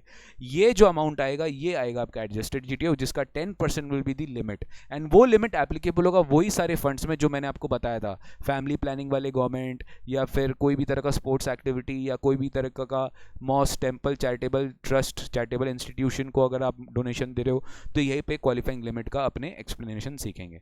अब आते हैं नेक्स्ट गाइस इलस्ट्रेशन। अब आते हैं अपने इलस्ट्रेशन, ठीक है। इलस्ट्रेशन में अपने आते हैं कि इलस्ट्रेशन कैसे अपने को समझना है। बहुत अच्छा इलस्ट्रेशन अच्छे से कर लो, पूरा क्लैरिटी, पूरा कॉन्सेप्ट क्लियर हो जाएगा 80G का।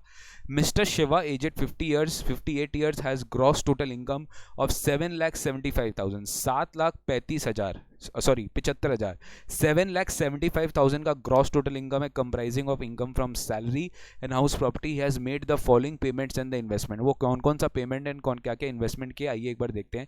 Premium paid to insure the life of her major daughter, मैंने पढ़ाया था आपको, premium paid to insure life insurance premium major minor किसी के लिए भी हो सकता है।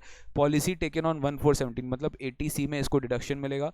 शॉर्ट वैल्यू कितना है 1,80,000, यानी 10% ऑफ 1,80,000 मैक्सिमम मिलता है 18,000, और 20,000 उसने प्रीमियम दिया, तो 80C के हिसाब से 18,000 का डिडक्शन के लिए वो एलिजिबल हो जाएगा। ठीक है, मैं लिखते जा रहा हूँ साथ साथ, मैं साथ साथ आंसर भी आपको सॉल्व करवाते जा रहा हूँ।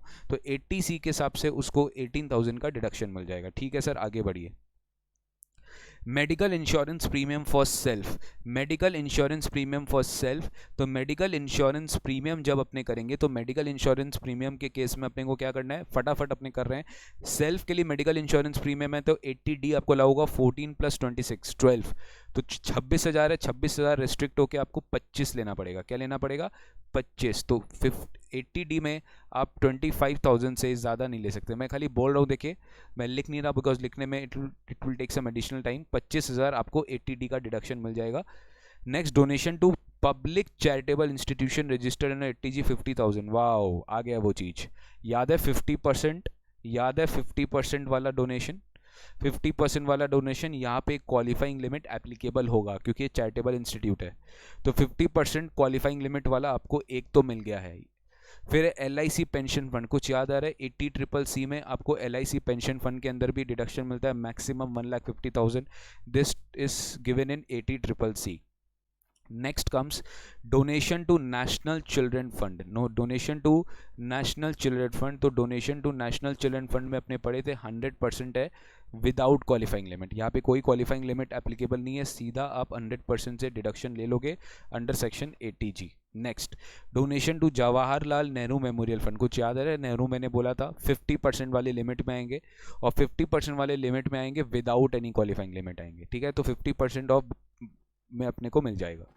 Then comes donation to approved institution for promotion of family planning, याद है फैमिली प्लानिंग के लिए मैंने बोला था ये भी क्वालिफाइंग लिमिट में आएगा, लेकिन यहीं पे मैं आपको समझा रहा था ये 100% में आ गया। तो देखिए यहाँ पे इतने सारे डोनेशंस है, तो मैं ये 100% में भी है और एक 50% वाला भी है। ठीक है, ठीक है, तो क्वालिफाइंग लिमिट तो इस दोनों के लिए लगेगा ना, तो आप सबसे पहले किसको एडजस्ट करोगे, 100% को करोगे कि 50% को करोगे, बताइए। ऑब्वियसली यू विल एडजस्ट सबसे पहले 100% को, आप सबसे पहले 100% को एडजस्ट करेंगे। पीपीएफ का डोनेशन अपने ऑलरेडी पढ़ चुके हैं, sorry deposits that it will be eligible for deduction under section 80C, और आपको पीपीएफ में आपको 80C के हिसाब से डिडक्शन मिल जाएगा। ठीक है, अब आपको टोटल इनकम मिला है, तो टोटल इनकम में सबसे पहले 80C पूरा निकाल लो। ठीक है, तो 80C में आप देखो खुद से कैलकुलेट करो 80C क्या क्या आ रहा है, देखिए 18,000 80C यहाँ पर आया और 1 लाख रुपया पीपीएफ में आया, 1 लाख। ठीक है, तो 1,18,000 मेरा टोटल 80C है, 1,18,000 मेरा टोटल 80C है, तो 1,18,000 मैंने टोटल 80C में निकाल दिया, 1,18,000 मैंने टोटल 80C में निकाल दिया। ठीक है, अभी मैं पेन से कुछ लिख नहीं रहा हूँ, अननेसेसरली थोड़ा हैंग हो जाएगा, तो मैं 1,18,000 पीपीएफ में टोटल में 80C में डाल दिया। तो 1,18,000 आप देखो, 1,18,000 हम लोग सबसे पहले स्टार्ट कैसे किए, ग्रॉस टोटल इनकम 7,75,000 लिख दिए, उसके नीचे मैंने डिडक्शन स्टार्ट किया सबसे पहले 80C का, तो पीपीएफ का डोनेशन है 1 लाख रुपया, पीपीएफ का डोनेशन है 1 लाख रुपया, फिर उसके नीचे LIC का है, फिर उसके नीचे LIC का डिडक्शन है 18,000 रुपया, टोटल मेरा डिडक्शन आ रहा है 1,18,000। फिर मैंने 80CCC का भी डोनेशन डिडक्शन लिया 60,000, बट क्या आपको 80CCE कुछ याद आ रहा है, 1 lakh plus 18,000 plus 60,000 that is 1,78,000, क्या आपको 1,78,000 डिडक्शन अलाउ होगा। 80CCE बोलता है नहीं, ये मैक्सिमम कितना हो जाएगा, 80CCE बोलता है कि ये मैक्सिमम डिडक्शन जो है वो 1,50,000 हो जाएगा, तो maximum deduction under section 80CCE is restricted to 50,000। Next point आता है 80D का, 80D में टोटल तो 26 है बट उसको मैक्सिमम कितना मिलेगा, 25,000। ठीक है, अब बाकी जितना पॉइंट्स है अब क्या है 80G, तो 80G छोड़कर आप ध्यान से देखिए 80G छोड़कर आपका GTI कितना आ रहा है, 80G छोड़कर आपका GTI कितना है, बिकॉज GTI में से अपने को क्या करना पड़ता है, बहुत ध्यान से सुनना, अपने को क्या करना पड़ता है, देखो हम लोग क्या किए, हम लोग GTI है 7,75,000, तो 7,75,000 को हम लोग वहाँ से माइनस किए 1,50,000 बिकॉज 80cc को 80cc ने क्या कर दिया, रेस्ट्रिक्ट कर दिया टू डिडक्शन टू क्या बोलते हैं 1,50,000।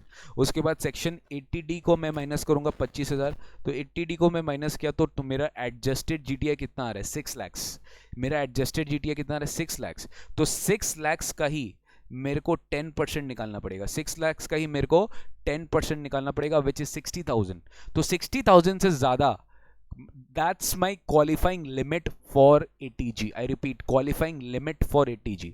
बट मेरे को बात बताइए, इस सम में क्या सारे डोनेशंस पे क्वालिफाइंग लिमिट अप्लाई हो रहा है क्या? नहीं सर, सारे डोनेशंस पे तो क्वालिफाइंग लिमिट अप्लाई नहीं हो रहा है, खाली 2 डोनेशन में हो रहा है।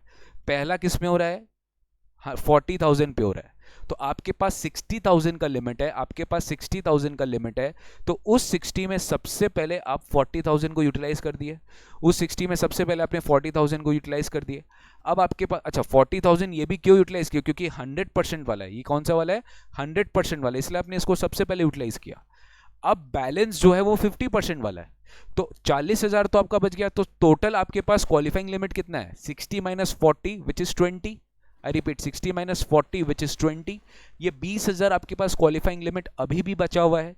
और यहाँ पे आपने पब्लिक चैरिटेबल ट्रस्ट को कितना दिया 50, आपने पब्लिक चैरिटेबल ट्रस्ट को कितना दिया 50। अब इस 50,000 को कितना मिलता है, अब आपको इसमें 50,000 कब में कितना मिलेगा, अब यहाँ पे आपको कंपेयर करना पड़ेगा कि मुझे 50,000, आई रिपीट मुझे 50,000 डोनेशन मिल रहा था, ठीक है, इसका क्वालिफाइंग लिमिट कितना है, इसका क्वालिफाइंग लिमिट तो 20,000 ही बचा ना, आई रिपीट इसका क्वालिफाइंग लिमिट तो 20,000 ही बचा ना, क्योंकि 60,000 आपका टोटल क्वालिफाइंग लिमिट था, उसमें से 40 आप यूटिलाइज कर लिए, बैलेंस बचता है 20, इस 20 को आप 50 के साथ कंपेयर करेंगे, और इस 20 विच एवर इज लोअर, याद आ रहा है अमाउंट ऑफ डिडक्शन एलिजिबल या अमाउंट ऑफ डोनेशन और adjusted GTI limit which ever is lower, ठीक है, मतलब क्वालिफाइंग लिमिट एडजस्टेड GTI का 10% विच एवर इज लोअर, तो 20,000 आ रहा है।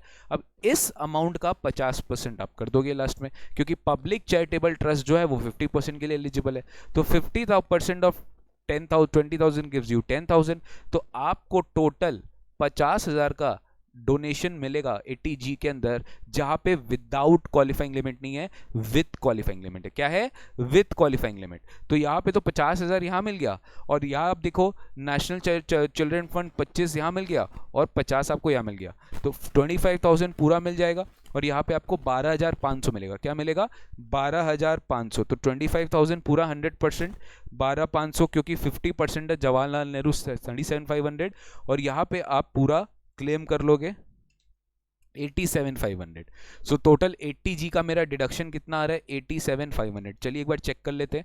देखिए 80G का सबसे पहले हम लोग ने यहाँ पे एक तो वर्किंग नोट बना दिया इसका 87,500, इसका वर्किंग नोट देखिए कैसे बना, वेरी वेरी इंपॉर्टेंट, अगर नहीं किया हुआ सम तो आपका एग्जाम डे में नहीं होगा। National children fund amount donated का एक कॉलम है, और परसेंटेज ऑफ डिडक्शन और डिडक्शन का एक कॉलम है। तो यहाँ पे 100% डिडक्शन है, विदाउट क्वालिफाइंग लिमिट है तो पूरा ले लिए, 50% तो पूरा ले लिए। ये दोनों क्या था, लास्ट का दो विथ लिमिट था, तो यहाँ पे 40-50 तो लिख तो दिए, बट यहाँ पे 100% विथ है क्वालिफाइंग लिमिट और 50% विथ क्वालिफाइंग लिमिट है। तो यहाँ पे 40,000 इसलिए लिए क्योंकि ये सबसे पहले आप यूटिलाइज करेंगे, और यहाँ पे ये 10,000 यहाँ पे आएगा गाइस, ये 10,000 यहाँ पे आएगा, तो 10,000 आप टोटल यहाँ ले लिए। तो ये जो है टोटल, ये अपने को दे दिया क्या 80G के अंदर डिडक्शन। एडजस्टेड GTI कैसे निकालना है वो मैंने आपको बता दिया, और जो भी हम लोग ने पहले एडजस्ट किया किसके साथ 100% के साथ, और रिमेनिंग एडजस्ट किया 50% के साथ, ये सब मैंने यहाँ पे लिख दिया है, इसका नोट्स पूरा लिख दिया है, आप एक बार घर पे रीड कर लेना, आपको समझ में आ जाएगा। So this was the story of, sir एक बार फिर से पॉसिबल नहीं है ठाकुर जी, आपको एक बार वापस से खुद से पढ़ना पड़ेगा, मैट में आप देख लेना, it's uploaded in our website, खुद से आप एक बार देख लेना, हमको बाकी का सेक्शंस करने दीजिए, लास्ट में टाइम मिला तो एक बार मैं रिपीट कर दूंगा क्वेरी सेशन में। 80GG में एक बार आते हैं, ठीक है, G stands for deductions in case of donations, तो अपने 80G पढ़े, अब अपने पढ़ते 80GG, अब अपने पढ़ते 80GG। तो 80GG में बेसिकली GG स्टैंड्स फॉर घर घर, GG stands for घर घर. GG is basically for rent paid. Very very simple section and सबसे ऐसा section जो student हमेशा ही बोलता है. GG generally rent paid. अब रेंट पेड कहाँ आपने पढ़े थे सर? हाउस प्रॉपर्टी में. वहाँ पे रेंटल इनकम आता है. और रेंट पेड एक और जगह आता है सैलरी में. सैलरी में आप रेंट क्यों पे करते हो सर? याद है HRA का exemption? HRA when you get under section 1013A you claim exemption under 1013A to avail the exemption of HRA. Okay वहां पे rent paid minus 10% of salary करते हो. बट मुझे एक बात बताइए, रेंट पेमेंट करने का एग्जेम्पशन, रेंट पेमेंट का एग्जेम्पशन या बेनिफिट तो खाली HRA के केस में मिलेगा. अगर मेरे को HRA नहीं मिल रहा है तो मुझे कोई एग्जेम्पशन भी नहीं मिलेगा. तो सर हर कोई तो एम्प्लॉयड नहीं होता ना. मैं तो अगर मैं सेल्फ एम्प्लॉयड हूँ और सेल्फ एम्प्लॉयड होके मैं अगर रेंट पे कर रहा हूँ तो क्या मुझे डिडक्शन नहीं मिल सकता? क्या मुझे डिडक्शन नहीं मिल सकता? चैप्टर 6 में गवर्नमेंट बोलता है मिल सकता है. तो कॉन्ट्ररी सिंपल लॉजिक बनाया कि अगर आप HRA का एग्जेम्पशन क्लेम नहीं कर रहे हो, if you are not eligible to receive HRA or you are not getting any exemption under HRA or you are not getting any HRA, then you get the benefit of 80GG for rent paid, else you will not get. तो rent paid का जो deduction है, repeat, जो rent paid का deduction under section 80GG वो आपको तभी मिलेगा जब आप HRA का एग्जेम्पशन क्लेम नहीं कर रहे हो. तो कौन सा एसएससी जो एलिजिबल है? Individual not in receipt of HRA, जिसको कोई HRA नहीं मिल रहा है और वो या फिर एक सेल्फ एम्प्लॉयड इंडिविजुअल है तो उसको HRA, तो उसको 80GG मिलेगा. डिडक्शन कितना मिलेगा सर? रेंट पेड याद रखिएगा वहां पे क्या था? 10% ऑफ सैलरी. याद है HRA में अपने पढ़े थे अमाउंट ऑफ लीस्ट एग्जेम्प्ट, तो उसमें से एक पॉइंट था rent paid minus 10% of salary. वो सैलरी के जगह यहाँ पे लिखा हुआ है 10% of adjusted GTI. 10% of adjusted GTI. तो adjusted GTI को आप 10% से माइनस करोगे, मतलब वही एडजस्टेड GTI जो अभी अपने 80G में पढ़ के गए. GTI minus all the special income, long term cap gain, short term cap gain under 111(112A and 111A, वो 112 वो सारा माइनस करोगे, plus all the deductions under chapter 6A from 80C to 80U. लेकिन यहाँ पे आप कौन सा डिडक्शन निकाल रहे हो? 80GG. तो 80GG छोड़कर, मतलब ध्यान सुनना, जब आप 80GG का डिडक्शन निकाल रहे हो तब आप 80G माइनस करोगे, लेकिन जब आप 80G का डिडक्शन निकाल रहे हो तो आप 80GG माइनस करोगे, क्योंकि जो डिडक्शन आप निकाल रहे हो उसको छोड़कर बाकी जो डिडक्शन है वो आप करेंगे. तो किसी स्टूडेंट का क्वेरी आ सकता है कि सर अगर दोनों एक ही सम में है तो वो पॉसिबल बहुत ज्यादा नहीं होता, तब आपको एक्स मेथड से सम करना पड़ेगा. आपको एक्स मेथड से सम करना पड़ेगा, वो मैथमेटिकली आपको सॉल्व करना पड़ेगा. बट ये जनरली एग्जाम्स में गाइस नहीं आता है, सो डू नॉट वरी. ये आपको अलग से मिलेगा 80G, या फिर आपको इसमें नहीं देगा. तो 80G निकालने के लिए आपको अदर देन 80GG निकालना है. 80GG निकालने के लिए आपको अदर देन 80G निकालना है. तो यहाँ पे एडजस्टेड GTI भी अकॉर्डिंगली चेंज हो जाएगा, मतलब खाली अदर देन 80G जो था वो अदर देन 80GG हो जाएगा. 5000 पर मंथ आपको मैक्सिमम डिडक्शन मिलेगा और 25% of adjusted GTI which ever is lower. तो 80GG क्या बताइए? Rent paid minus 10% of adjusted GTI, 5000 per month और 25% of adjusted GTI. Adjusted GTI का मतलब क्या होता है? GTI as reduced by LTCG which has been included in GTI, या short term cap gain, या सारा deduction under 80C to 80U except deduction under section 80GG. ये सारे डिडक्शंस आप एक्सक्लूड करोगे 80GG को छोड़कर. कंडीशंस क्या है? SEC should not be receiving any HRA exemption under 1013A. SSC को कोई भी HRA का एग्जेम्पशन नहीं मिला होगा तभी जाके उसको इसमें डिडक्शन मिलेगा. अब इसका लॉजिक थोड़ा सा आप समझना, ठीक है? रेंट जो रेंटेड हाउस होगा, जिसका रेंट मैं पे कर रहा हूं, वो मेरे खुद के रेसिडेंस के लिए, I repeat, rent paid for should be occupied by the SEC for his own residence. वो खुद के रेसिडेंस के लिए उसको रेंट पे, ओन रेसिडेंस है और वो उसके लिए रेंट पे कर रहा है, तो उसके लिए उसको डिडक्शन 80GG में मिलेगा. Now my the point is sir, मान लीजिए कि इन दिस केस और एक कंडीशन है कि एसएससी या फिर उसके रिलेटिव्स में कौन आ गए? उसके स्पाउस, उसके माइनर चाइल्ड, उसके एचयूएफ, या फिर एचयूएफ जिसका एसएससी एक मेंबर है. मतलब अगर मैं एचयूएफ का मेंबर हूं तो एचयूएफ ओन नहीं करना चाहिए, ठीक है? क्या नहीं ओन करना चाहिए? Any residential accommodation at the place where SSC ordinarily resides और the place where he works on carries on his business. मतलब जहां मैं काम कर रहा हूं, जहां मैं नॉर्मली काम करता हूं, जहां मैं नॉर्मली वर्क करता हूं, या जहां मैं नॉर्मली रहता हूं, वहां पे अगर मेरा एक रेसिडेंशियल हाउस है और मैं रेंट पे कर रहा हूं, हाउ इज इट पॉसिबल? मैं रेंटेड प्रीमाइसेस में रह के और रेसिडेंशियल प्रॉपर्टी ओन करके रखा हूं, या मेरा माइनर चाइल्ड ओन करके रखा है, या मेरा स्पाउस ओन करके रखा है, या फिर मेरा एचयूएफ ओन करके रखा है, तो फिर मुझे एटीजीजी का डिडक्शन नहीं मिलेगा। क्योंकि बहुत बहुत एब्सर्ड फीलिंग आता है कि you have your own house and still you are claiming eighty GG. No. So बहुत इजीली आपको सब में ट्विस्ट दे देगा कि हाउस प्रॉपर्टी आपके नाम पे है और आप उसी जगह काम कर रहे हो जहां पे आपका हाउस प्रॉपर्टी है, या फिर this is the place where you normally reside, वहीं पे आप एक ओन करके रखे हो। वेरी वेरी इंपॉर्टेंट, वहीं पे आप ओन करके रखे हो। So in this case you will not be getting any eighty GG, आपको एटीजीजी का डिडक्शन नहीं मिलेगा। और एक केस समझिए, और एक केस समझिए सर, मान लीजिए जहां पे मैं काम कर रहा हूं या जहां पे मैं रिसाइड कर रहा हूं वहां पे मैं ओन नहीं कर रहा, मैं कहीं दूसरा जगह ओन कर रहा हूं property. That's the fourth point. If the SSE owns residential accommodation at any place other than the place of residence or work of the SSE, मतलब मान लीजिए मैं कलकत्ता में मेरा एक घर है, बट मैं काम कर रहा हूं बैंगलोर में। आई रिपीट, बैंगलोर में I am on a rented premises, I am paying rent, okay, and I'm a self-employed person. But Calcutta mein, that my place of work, my residential place is now where? In Bangalore. But my I have a own residential house at any other place which is Calcutta. तो इस case में government ये बोलता है कि Calcutta house को आप self occupied का जो बेनिफिट आप लेते थे सेक्शन 23 में हाउस प्रॉपर्टी में, वो आप क्लेम नहीं कर सकते। मतलब सर या तो आप सेल्फ ऑक्यूपाइड क्लेम कर लो या तो आप एटीजीजी क्लेम कर लो, दोनों आपको नहीं मिलेगा। I repeat, I hope you understood. यानी एटीजीजी में हर तरीके से ब्लॉकेज लगा लिया कि सबसे पहले तो जहां पे आप काम कर रहे हो या जहां पे वेरेवर यू आर वर्किंग और wherever your place of residence, you should not have any own property of your own property, आपके पास नहीं होना चाहिए, खुद का प्रॉपर्टी नहीं होना चाहिए, ठीक है। और साथ ही साथ अगर आप कोई दूसरे प्लेस ऑफ वर्क में काम कर रहे हो, दूसरे स्टेट में काम कर रहे हो और आपका दूसरा जगह कोई प्रॉपर्टी है, तो उस प्रॉपर्टी को जो दूसरा जगह, that should not be treated as self occupied property. यानी कंसेशन जो सेल्फ ऑक्यूपाइड प्रॉपर्टी को मिलता है वो उस प्रॉपर्टी को नहीं मिलना चाहिए, मतलब वो डीएलओ मान लिया जाएगा, deem to be let out. I hope it is very very clear, ठीक है। क्योंकि आप एटीजीजी क्लेम कर रहे हो, आप एटीजीजी क्लेम कर रहे हो, तो ये 4 कंडीशंस है। चलिए एक बार इलस्ट्रेशन देखते हैं। Mister Ganesh a businessman whose total income before allowing deduction under eighty GG, बता दिया है total income before allowing deduction under eighty GG, मतलब आपको एक तरीके से एडजस्टेड जीटीआई बता दिया है। For assessment year is 4,60,000, he paid house rent इतना, occupied by him at Mumbai, compute the deduction allowable to him under eighty GG. बहुत सिंपल है, हाउस रेंट है, एडजस्टेड जीटीआई है, सब चीज आप एडजस्टेड जीटीआई के हिसाब से ही निकालते हो। So you can easily compute. सबसे पहले rent paid is how much, 12,000 into 12, that is 1,44,000 minus 10% of adjusted GTI, that is 4,60,000 into 10%। जो डिफरेंस है वो आपका एटीजीजी का डिडक्शन हो जाएगा।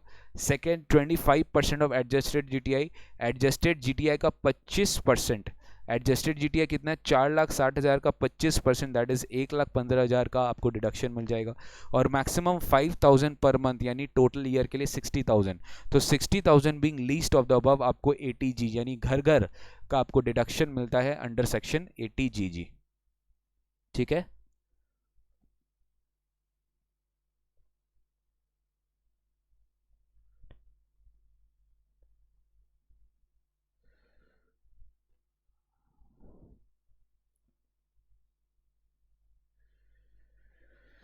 चलिए नेक्स्ट है एटीजीजीए, डोनेशन फॉर साइंटिफिक रिसर्च या रूरल डेवलपमेंट प्रोग्राम। सिंपल है, देखिए ये साइंटिफिक रिसर्च जो अपने सेक्शन 35 पढ़े थे, ये साइंटिफिक रिसर्च जो अपने सेक्शन 35 पढ़े थे, साइंटिफिक रिसर्च जो अपने सेक्शन 35 पढ़े थे, तो सेक्शन 35 का ही ये ऑटो ऑपोजिट सेक्शन है।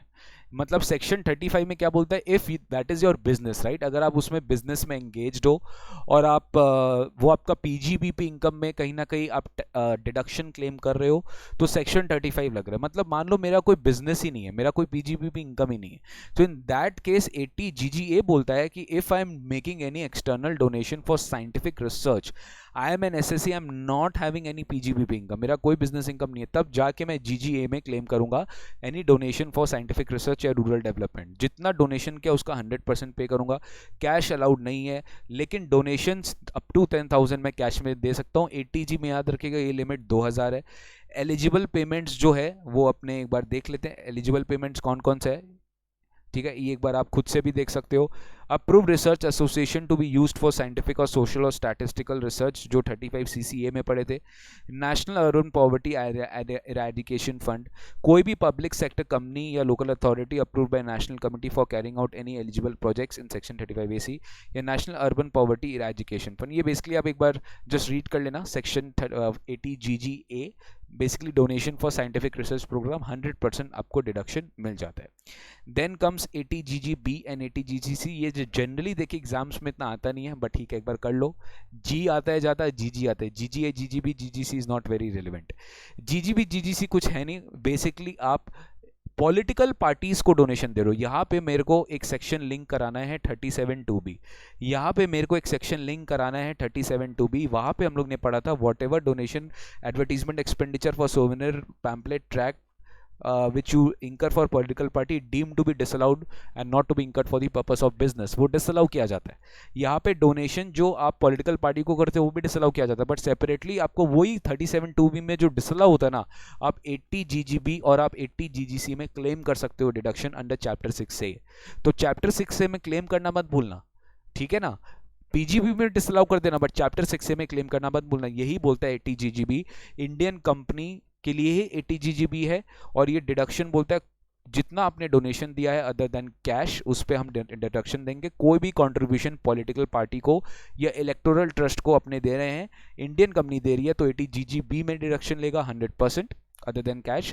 जीजीसी बोलता है कोई भी पर्सन अगर डोनेशन दे रहा है except local authority and artificial judicial person funded by the government, यानी जो ऑलरेडी गवर्नमेंट फंडेड कंपनीज है, गवर्नमेंट फंडेड यूनिवर्सिटीज है, वो अगर इलेक्टोरल पार्टी को या पॉलिटिकल इलेक्टोरल ट्रस्ट को या पॉलिटिकल पार्टी को डोनेशन दे रही है। बेसिकली ये डिफरेंट हैंड्स लोग के हाथ में, मतलब इंडियन कंपनीज के लिए 80 GGB है, any other person other than local authority, मतलब इंडिविजुअल के लिए क्या होगा 80 GGC होगा, बी नहीं होगा, बी खाली इंडियन कंपनी के लिए होगा। बाद बाकी सारा प्रोविजंस बिल्कुल सही है।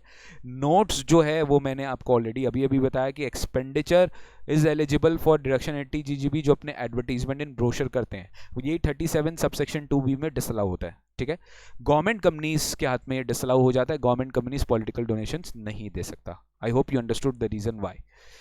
अब आते हैं गाइस, ये हमारा पेमेंट बेस्ड डिडक्शंस को ख़त्म करता है। अब अपने आते हैं इनकम बेस्ड डिडक्शंस में। Income based deductions I would say जो टैक्स हॉलीडेज वाला पार्ट है ना, जो मैंने आपको बोला 80IA 80IB 80IC, that we will take towards the end, मतलब वो हमारा CMA-CX का एक्स्ट्रा क्लासेस में होगा, अभी हम नहीं करेंगे।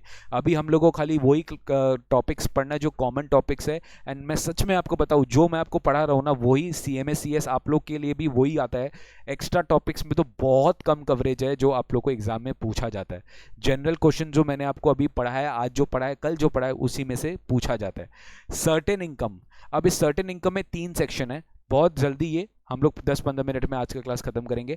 सर्टेन इनकम में 3 सेक्शन है, 80 TTA 80 TTB QQB RRB, 4 section, और बाद में 80 JJAA भी करेंगे हम लोग। सबसे पहले मैं आपको इंपॉर्टेंट सेक्शन जो है, जो आपके एग्जाम में आएगा ही आएगा, मतलब लिखा लीजिए आएगा ही आएगा, और क्योंकि ये सिंपल सेक्शन है जो हमेशा एप्लीकेबल होता है, which is interest on savings bank account. मतलब अगर आपका कोई सेविंग्स बैंक अकाउंट है, उससे आप इंटरेस्ट इनकम कमा रहे हो, तो सर याद है इनकम फ्रॉम अदर सोर्सेज में तो टैक्स हो गई। जैसे ही वो interest income from other source में टैक्स हुआ, तो आप वहां से तो कोई डिडक्शन देते नहीं थे, 57 में तो अपने पढ़े नहीं थे आई-फोर्स में। बट जब GTI कैलकुलेट करते हो उसके बाद आप भूलना मत 80 TTA देना, बिकॉज ध्यान से सुनना, ये सब के सब मुझे इम्पैक्ट करेंगे किसमें, एडजस्टेड GTI में। अगर आप ये गलत किए तो 80 GB गलत हो जाएगा, बिकॉज एडजस्टेड GTI में सारे डिडक्शंस आ जाते हैं। अगर आप एक भी मिस किए तो आप गलत कर देंगे पूरा sum, and definitely you will not get full marks, कुछ ना कुछ मार्क्स आपका डिडक्ट हो जाएगा। तो interest on savings bank, whatever I am saying listen to me very carefully, generally students को इसमें डाउट आता है, बहुत सिंपल है। जनरली अब आप समझो दो सेक्शन है, टीटी ए है और एक टीटी बी है। रिपीट कर रहा हूँ, टीटी ए है और टीटी बी, दो सेक्शन है, एटीटीटी ए, एटीटीटी बी। ये खाली दो ही बात करता है इंटरेस्ट इनकम के बारे में। किसका बात करता है? Interest income. पेमेंट का बात खत्म हो गया, अब जो बात करें इनकम का बात कर रहे हैं। ये चैप्टर 6 से माइनस होगा, आईफोस इनकम फ्रॉम अदर सोर्सेज से माइनस नहीं होगा। सो एटीटीटीए में बात हो रही है कि सर सेविंग्स बैंक अकाउंट से इंटरेस्ट आ रहा है, किससे आ रहा है? उससे आ रहा है जो टीटीबी में कवर्ड नहीं है, वही टीटीए में कवर्ड है। ऑब्वियसली जो टीटीबी में कवर्ड है वही टीटीए में कवर्ड होगा। आई होप यू अंडरस्टूड। अगर टीटीबी मेरे लिए एप्लीकेबल है तो मेरे लिए टीटीए एप्लीकेबल नहीं है, तो दोनों में से कोई एक सेक्शन एप्लीकेबल होगा। मैं आपको एक सिंपल भाषा बता देता हूँ, टीटीबी खाली रेसिडेंट सीनियर सिटीजन्स के लिए। किसके लिए? रेसिडेंट सीनियर सिटीजन्स के लिए ही टीटीबी है। मतलब अगर कोई रेसिडेंट सीनियर सिटीजन नहीं है ना, वो टीटीए में कवर ऑटोमेटिकली हो जाएगा। तो टीटीए कोई भी individual other than resident senior citizens या कोई एचयूएफ जो इंटरेस्ट कमा रहा है फ्रॉम इट्स सेविंग्स बैंक या पोस्ट ऑफिस या कोऑपरेटिव बैंक, तीन जगह से। सेविंग्स बैंक में अकाउंट है, कोऑपरेटिव बैंक में अकाउंट है या पोस्ट ऑफिस में अकाउंट है, तो वहां से उसको इंटरेस्ट का डिडक्शन मिलेगा। मैक्सिमम ₹10,000। कितना रुपया बोलिए फटाफट? मैक्सिमम 10,000। अब इसमें इंपॉर्टेंट बात यह, सर क्या फिक्स डिपॉजिट का इंटरेस्ट भी इसमें कवर्ड है? The answer is no, because FD is not savings bank, FD separate. आपका बैंक बैलेंस है बट एफडी अलग है, तो बैंक भी अलग अलग दिखाता है। अगर आपको याद है, एफडी का अकाउंट अलग खोलता है, सेविंग्स बैंक अलग खोलता है, तो एफडी का इंटरेस्ट आपको नहीं मिलेगा। दैट्स वाई यहाँ पे अदर देन टाइम डिपॉजिट्स लिखा है। अदर देन टाइम मतलब इंटरेस्ट ऑन एफडी है, नॉर्मल एटीटीटीए अलाउ नहीं है, बट सेविंग्स बैंक है, एटीटीटी अलाउड है। यहाँ पे एक और मैं प्रोविजन बताना चाहता हूँ, मैं एग्जामिशन में आपके साथ डिस्कस करूंगा। 10-15 बोल्ट एग्जेम्पशन का सेक्शन है, जो खाली post office savings bank account के लिए और भी इंटरेस्ट अलाउ करता है, बट वो एग्जेम्पशन सेक्शन है। रिपीट, याद रखिए, खाली post office savings bank account के लिए अगर आपका इंटरेस्ट है तो आपके लिए टीटीए भी अवेलेबल है, और आपके लिए exemption I mean deduction exemption under 10-15 भी कवर्ड है, और आपके लिए डिडक्शन अंडर एटीटीटीए भी कवर्ड है। Sir interest on savings bank के लिए, बैंक अकाउंट के लिए नहीं बोल रहा, पोस्ट ऑफिस के लिए बोल रहा है। एग्जेम्पशन है 3500 in the name of individual and 7000 in case of joint, ठीक है, जॉइंट होल्डर।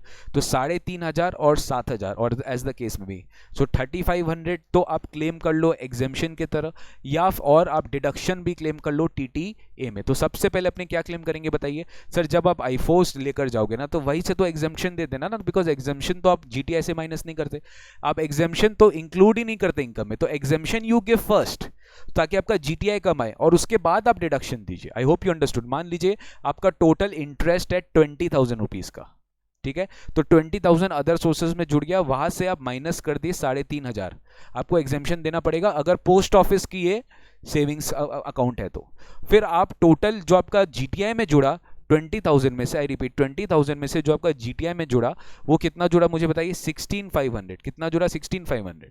अब उसमें से आप क्या डिडक्शन दोगे? अब आप उसमें से एटीटीटीए अलग से दोगे, एटीटीटी आप दोगे 10,000, आप एटीटीटी दोगे 10,000। सो 10,000 आपका डिडक्शन हो जाएगा एटीटीटीए में, 10,000 आपका डिडक्शन हो जाएगा एटीटीटीए में। So this is how you will give, चल करेंगे, ठीक है। सर क्लास कब तक चलेगी भाई? 8:15 हुआ है, नॉर्मली मैं 8:30 तक पढ़ाता हूँ, उसके बाद क्वेरी लेता हूँ, इतना जल्दी क्यों पूछ लिया आप?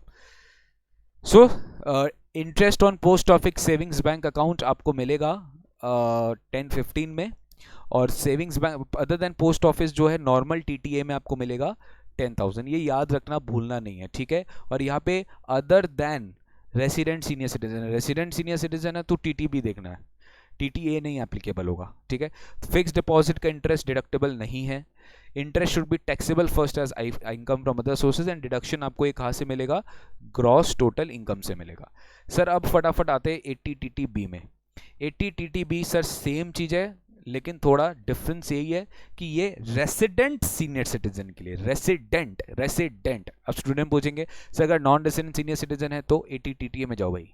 एटीटीडी भी खाली रेसिडेंट सीनियर सिटीजन के लिए, वो भी हमारे रेसिडेंट सीनियर सिटीजन के लिए सेविंग्स प्रमोशन स्कीम आया, जहां पे 50,000, वाह वाह वाह वाह वाह, 50,000। और यहाँ पे कोई भी डिपॉजिट हो, चाहे सेविंग्स बैंक हो, चाहे वो टाइम डिपॉजिट हो, एवरीथिंग इज इंक्लूडेड।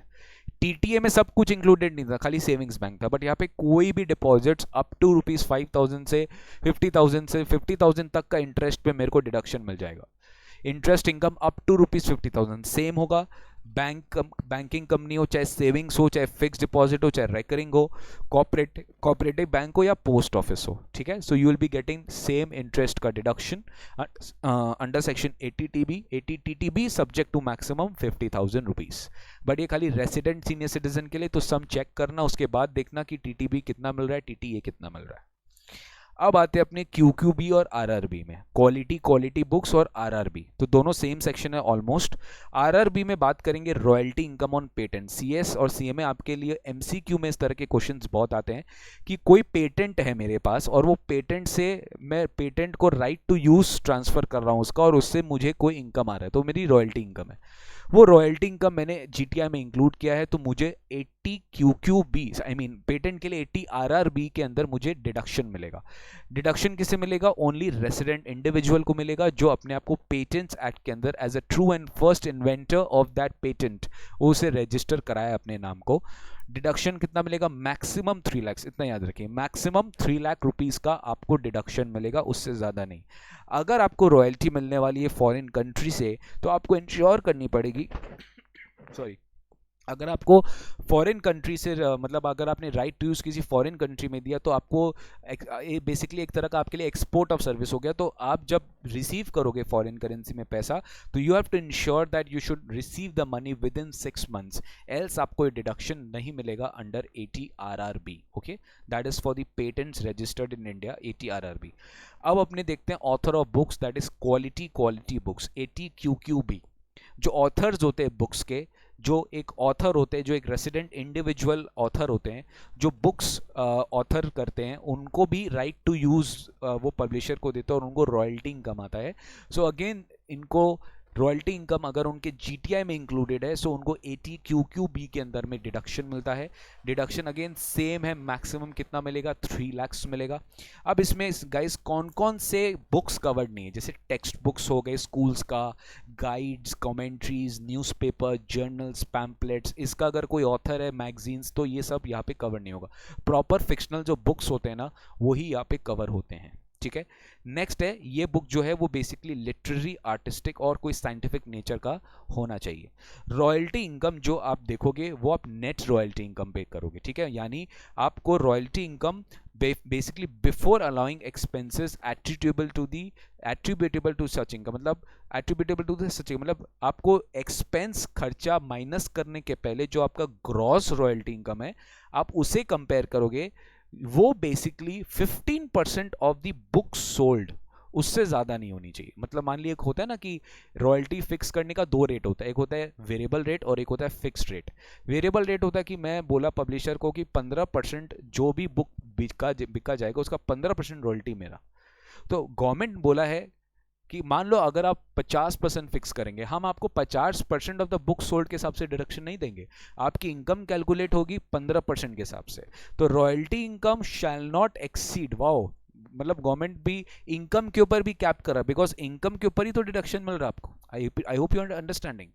आपका जो नेट प्रॉफिट में गया उससे मतलब नहीं है, बट जब आप डिडक्शन निकालोगे you will compare what lower of royalty received, and ये जो रॉयल्टी रिसीव्ड है ये यही होगा, 15% से ज्यादा नहीं होनी चाहिए of the book of value of the book sold.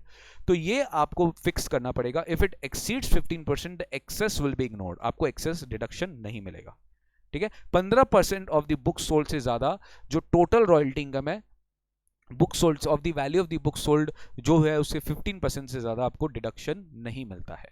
However this condition is not applicable where receivable in lump sum in lieu of all rights of the author in the book. Obviously जब variable नहीं है, आपको एक lump sum fix मिल गया, मान लो 10 लाख रुपए आपने बोला ये बुक ले लो और पूरा राइट्स मुझे 10 लाख रुपए दे दो, तो ऑब्वियसली ये वेरिएबल कंपोनेंट के लिए एप्लीकेबल होता है, फिक्स कंपोनेंट के लिए एप्लीकेबल नहीं होता है, जैसे मैंने बोला था।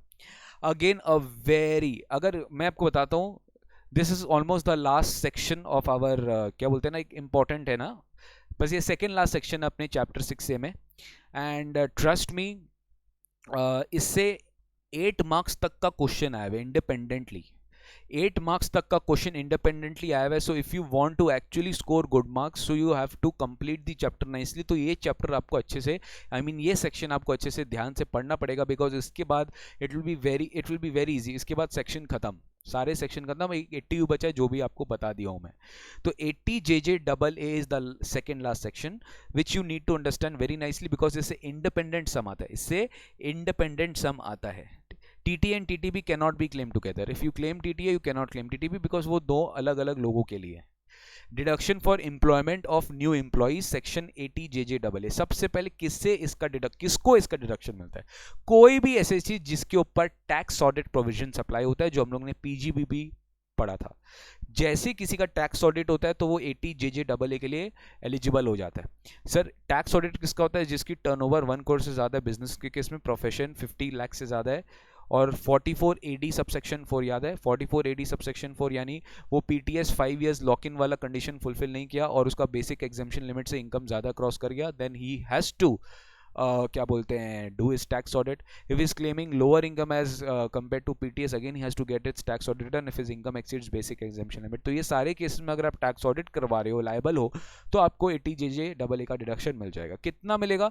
AEC, क्या याद रखना? AEC additional employee cost. Additional employee cost का 30%, I repeat, additional employee cost का 30% आपको डिडक्शन मिल जाता है, which you incur in the year for 3 assessment years including the assessment year relevant to the previous in which the employment is provided। मतलब additional employ नाम से समझ में आ रहा है, the overall objective of the section is कि आप नए नए एम्प्लॉय को हायर करिए।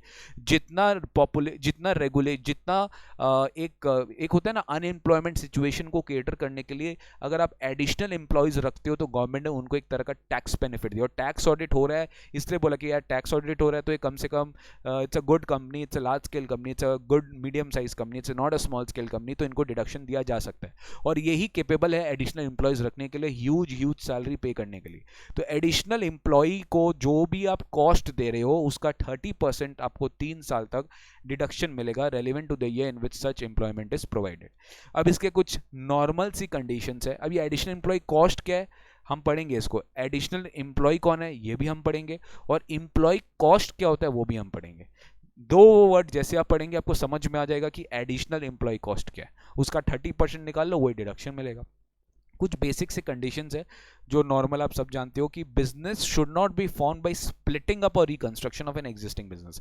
आप एग्जिस्टिंग बिजनेस का कोई डीमर्ज करके या रिकंस्ट्रक्ट करके नई बिजनेस होनी चाहिए जो 80JJAA के लिए क्वालिफाई करेगी।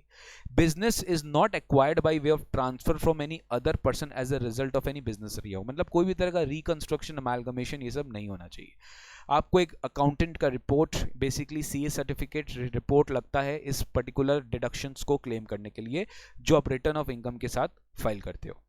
एडिशनल एम्प्लॉय कौन होता है ये बात बहुत ध्यान से समझिएगा, बिकॉज एग्जाम में आपको लिस्ट दे देगा एम्प्लॉयज का, आपको लिस्ट दे देगा एम्प्लॉय कॉस्ट का along with the employee की nature, and then you have to decide whether he is following in the definition of additional employee or not. If he is following in the definition of additional employee, in that case आपको उसका deduction मिल जाएगा, as आपको उसका deduction नहीं मिलेगा।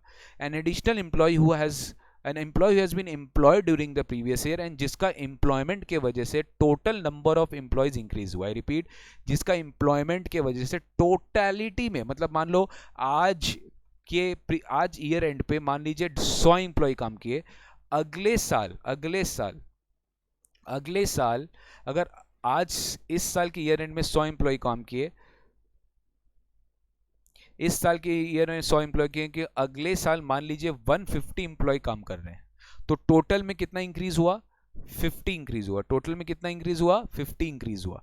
सो यही है आपके एडिशनल एम्प्लॉय, वो एम्प्लॉय जो एम्प्लॉय हुए इस साल और जिनके कारण टोटल नंबर ऑफ एम्प्लॉयज पे इफेक्ट आया है as on the last day of the preceding year. ठीक है, ये बेसिकली टोटल में इनका इंक्रीमेंट बात किया जा रहा है। अब इसमें से कौन एडिशनल एम्प्लॉय नहीं है? कुछ एम्प्लॉय को आप हायर किए हैं वो एडिशनल एम्प्लॉय नहीं भी हो सकते, मतलब basically exclusion from additional employee. सबसे पहले वो सारे एम्प्लॉयज जिनका टोटल एमोल्यूमेंट्स मतलब basically the salary, the remuneration which you pay, अगर उनका एक्सीड हो रहा है 25,000 पर मंथ, मतलब आप समझ रहे हो, factory labours, factory workers, small and medium population को, गवर्नमेंट पॉपुलेशन को करना चाह रहा है, आप बड़े बड़े चार्टर्ड अकाउंटेंट्स को, प्रोफेशनल्स को हायर करेंगे, वो उससे देश की तरक्की तो होगी, बट इतनी तरक्की नहीं होगी जिससे गवर्नमेंट चाह रहे ATJJAA के वजह कि कम लोगों को, ज़्यादा से ज़्यादा लोगों को पॉपुलेशन में मतलब एम्प्लॉयमेंट मिले। तो ATJJAA का टारगेट ही है जिनका एमोल्यूमेंट्स 25,000 से कम है उन्हीं को हम एडिशनल एम्प्लॉय मानेंगे, एल्स हम किसी को नहीं मानेंगे। सेकंड, जो employ an employee for whom the entire contribution is paid by the government under the EPS यानी Employees Pension Scheme, in that case they are also not included as per EPF Act and Miscellaneous Provision Act। मतलब जिनका contribution खुद पूरा का पूरा government करता है वो एम्प्लॉय कंट्रीब्यूट नहीं करता है तो वो एम्प्लॉय एडिशनल एम्प्लॉय नहीं है। या फिर वो एम्प्लॉय जो है आपके साथ खाली 240 दिन से कम था, मतलब during the year he was employed with me less than 240 days, but ये डेज बहुत ज़्यादा था अपैरल इंडस्ट्री के लिए, लेदर इंडस्ट्री के लिए एंड फुटवेयर इंडस्ट्री के लिए, 3 इंडस्ट्रीज के लिए। तो when you are claiming deduction ATJJAA you have to check whether what is your nature of the business along with tax audit provision. Is it leather, is it apparel, is it footwear? If yes, then your condition of 240 days is relaxed to 150 days। मतलब इस साल आप 150 दिन तक भी काम किया तो आपका वो एडिशनल एम्प्लॉय माना जाएगा, वरना नेक्स्ट बाकी लोग के लिए 240 डेज का कंडीशन स्ट्रिक्ट है।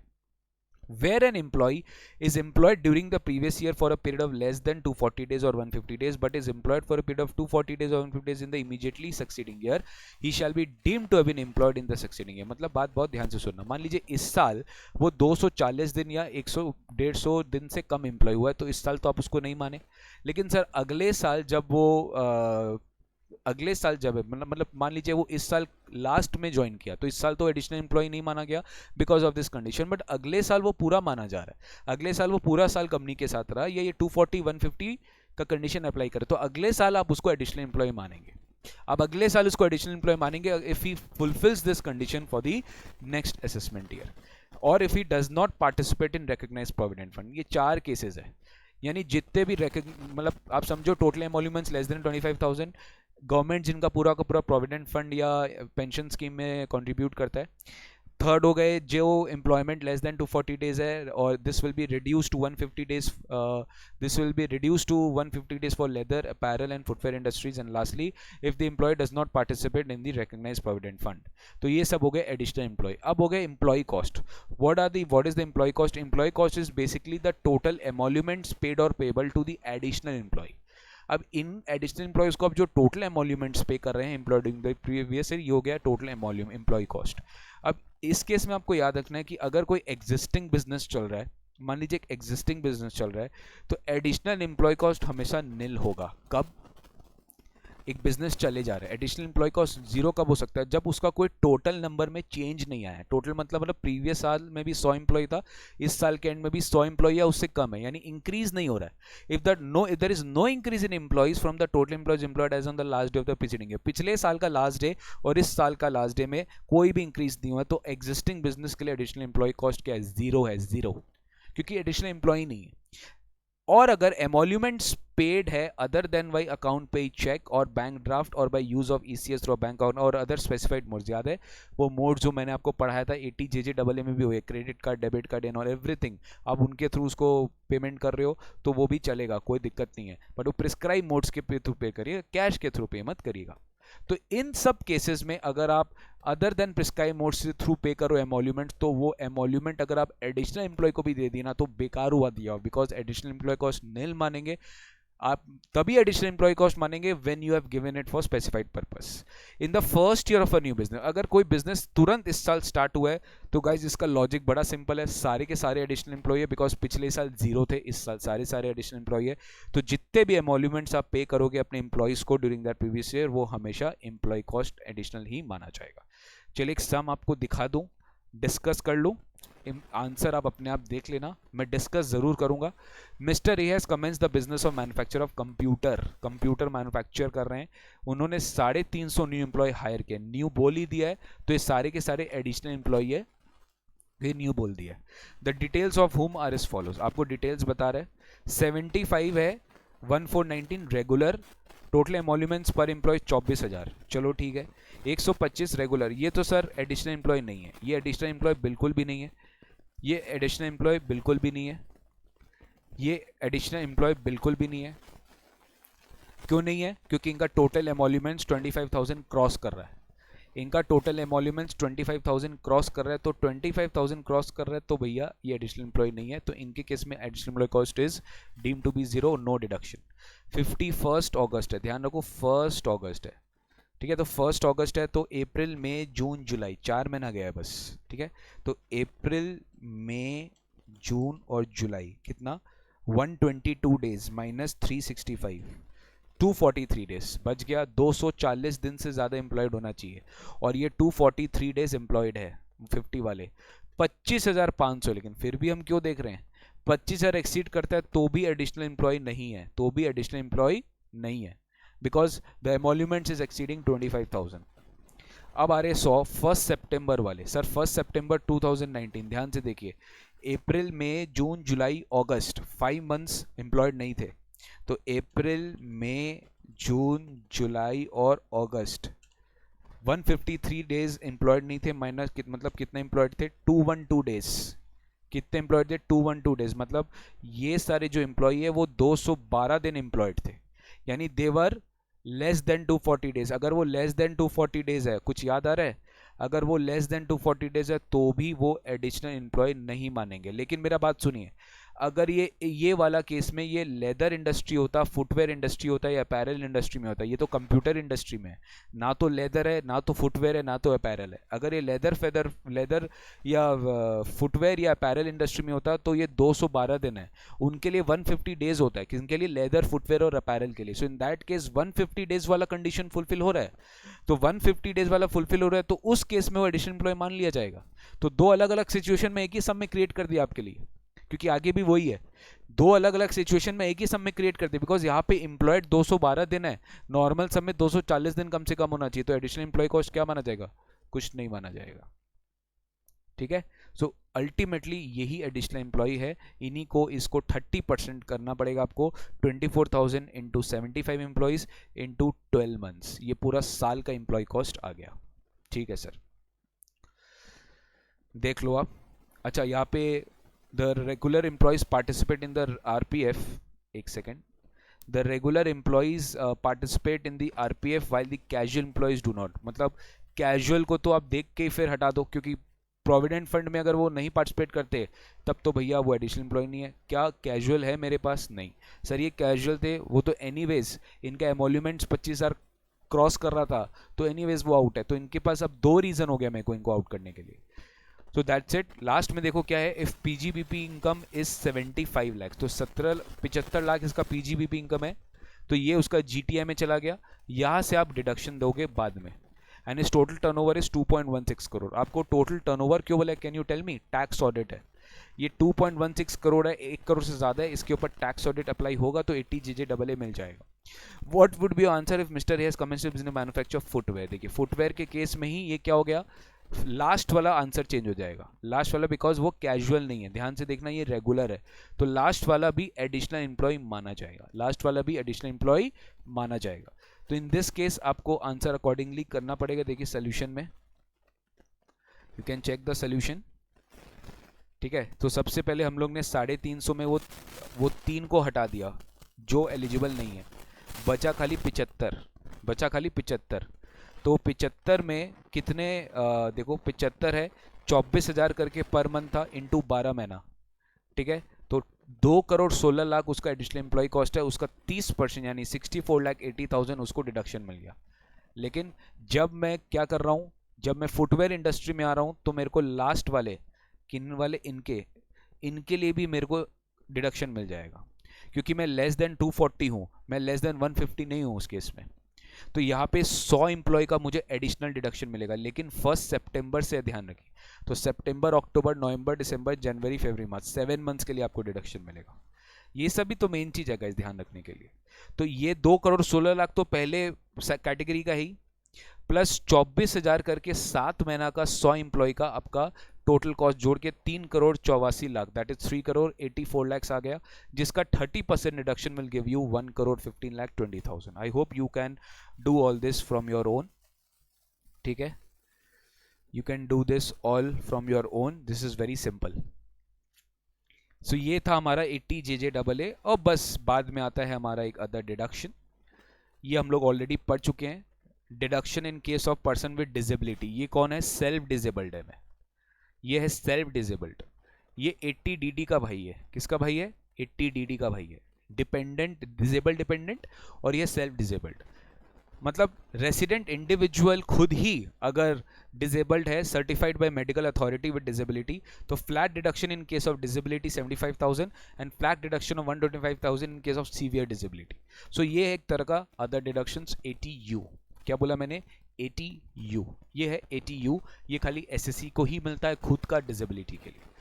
Mister X is suffering from low vision, certified as severe disability, तो मतलब एक 1.25 लाख, लेकिन हमें फॉलोइंग इनकम डिटेल्स दिया है। नेट सैलरी इनकम इतना है, एसटीसीजी इतना है, और लॉन्ग टर्म कैप गेन इतना। कुछ याद आ रहा होगा आपको? ये उसका जीटीआईआर है। क्या हो रहा है? जीटीआईआर है।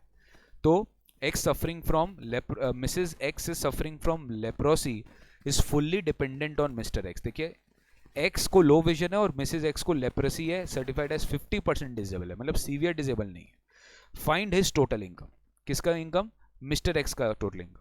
तो क्योंकि मिस्टर एक्स सीवियर डिसेबल्ड है, वो 80U में 1,25,000 का डिडक्शन क्लेम कर सकता है। फर्दर मिसेज एक्स भी डिसेबल्ड है, सीवियरली डिसेबल नहीं है बट डिसेबल्ड है, एंड वो एक्स की डिपेंडेंट बन गए। क्यों? क्योंकि उसकी स्पाउस है। तो एक्स अपने लिए तो 80U क्लेम कर रहा है, और एक्स मिसेज एक्स के लिए 80 DD भी क्लेम कर सकता है। आई होप यू अंडरस्टूड। शायद कल एक स्टूडेंट, शायद मुझे याद आ रहा है सृष्टि तिवारी, अगर वो यहाँ पर है तो मुझे पता नहीं, आपने ही कुछ ऐसा कोई क्वेश्चन किया था कि अगर दो बीमारी है तो एक में 80D हो रहा है, DD, और एक में 80 हो रहा है। ये हो सकता है? बिल्कुल हो सकता है, बिकॉज यहाँ पे दो बीमारी है। मिस्टर एक्स अपने लिए 80U क्लेम कर रहा है because he is severely disabled. Further, Mrs. X is also a person with disability and dependent on Mr. X, so Mr. X can also claim deduction under 80DD for 75,000. तो total कितना हुआ? 2 लाख रुपए आएगा। Total कितना हो गया? 2 lakh. But the problem is यहाँ पे लॉन्ग टर्म कैपिटल गेन है, एंड यू नो चैप्टर 6 का डिडक्शन आपको LTCG के साथ नहीं मिलता है। ऑल्दो आप चैप्टर 6 के लिए एलिजिबल होते हैं, बट आपको इनकम, आपको जो चैप्टर 6 से डिडक्शन है वो आपको रेस्ट्रिक्ट करना पड़ेगा बिकॉज ऑफ दिस LTCG। तो आपका सैलरी इनकम है और आपका शॉर्ट टर्म कैपिटल गेन है। अब यहाँ पे इनको मेंशन करना चाहिए था 111 है कि नहीं है। तो यहाँ पे हम 45,000 प्लस टोटल कैपिटल गेन्स कितना है मेरा? 1,95,000 प्लस टोटल मेरा कैप गेन्स कितना है? 1,95,000। तो 1,95,000 मेरा टोटल कैपिटल गेन हो गया। ये मेरा 2,40,000 हो गया। ठीक है, ये मेरा 2,40,000 हो गया। हम शॉर्ट टर्म कैप गेन क्योंकि 111A में नहीं है, हम उसको नॉर्मल इनकम मान रहे हैं, स्लैब रेट वाला इनकम मान रहे हैं। तो यहाँ पे आप ध्यान से सुनना, यहाँ पे आपका जो देखिए, आप 80DD प्लस 80U दोनों मिला के 2 लाख के एलिजिबल होते हैं, बट आप रेस्ट्रिक्ट कितना किए अपने आप को? आप रेस्ट्रिक्ट किए ओनली, आप इससे, आप LTCG से आपने कोई भी डिडक्शन नहीं लिया। आप LTCG से कोई भी डिडक्शन नहीं लिए। You have to give deduction from only this, from net salary income and STCG income and STCG। ये 111A वाला नहीं है, प्लीज अंडरस्टैंड दिस। ठीक है, तो 45 प्लस 45 90,000 का ही मैक्सिमम आपको डिडक्शन मिलेगा, उससे ज्यादा आपको डिडक्शन नहीं मिल सकता guys. So guys, this is all from my side from this chapter. 80U भी अपने खत्म किए। ठीक है, this is all from my side from this chapter. So basic importance देखिए, कैटेगरीज क्या था इस चैप्टर का। आपको पेमेंट बेस्ड डिडक्शंस याद रखना है। 80C वाला series, C, triple C, CCD1, CCD2, CCD1B finished. D वाला सीरीज 80D, 80DD, 80DDB और 80U, ये चारों सेक्शन लिंक्ड है। Next interest 80E, 80EE, 80EA, 80EB interest वाला सीरीज। फिर डोनेशंस 80G, 80GG, GG नहीं, 80G, 80GGA, 80GGB, 80GGC। बीच में खाली GG है जो रेंट पेड के लिए। समझ में आ रहा है? बीच में खाली GG है जो रेंट पेड के लिए। फिर एम्प्लॉयमेंट के लिए 80JJAA। फिर इंटरेस्ट इनकम के लिए TTA एंड TTB। फिर रॉयल्टी एंड पेटेंट्स के लिए QQB एंड RRB। बस यही सेक्शंस आपको याद रखने हैं। इसमें से मैं नहीं बोल सकता कि कौन सा इंपॉर्टेंट है कौन सा नहीं। 80C तो आता ही है, 80D वाला भी आता ही है, 80TTA, TTB वाला भी आता है। ये सारे सेक्शंस कॉमन आपके एग्जाम्स में आते हैं। ठीक है, so you have to do it very nicely, और मैं 100% ट्राई कि अपने एंड से कि मैं आपको पूरा करा के चलूँ। So guys, this is all from my side from today from this chapter deductions under chapter 6A।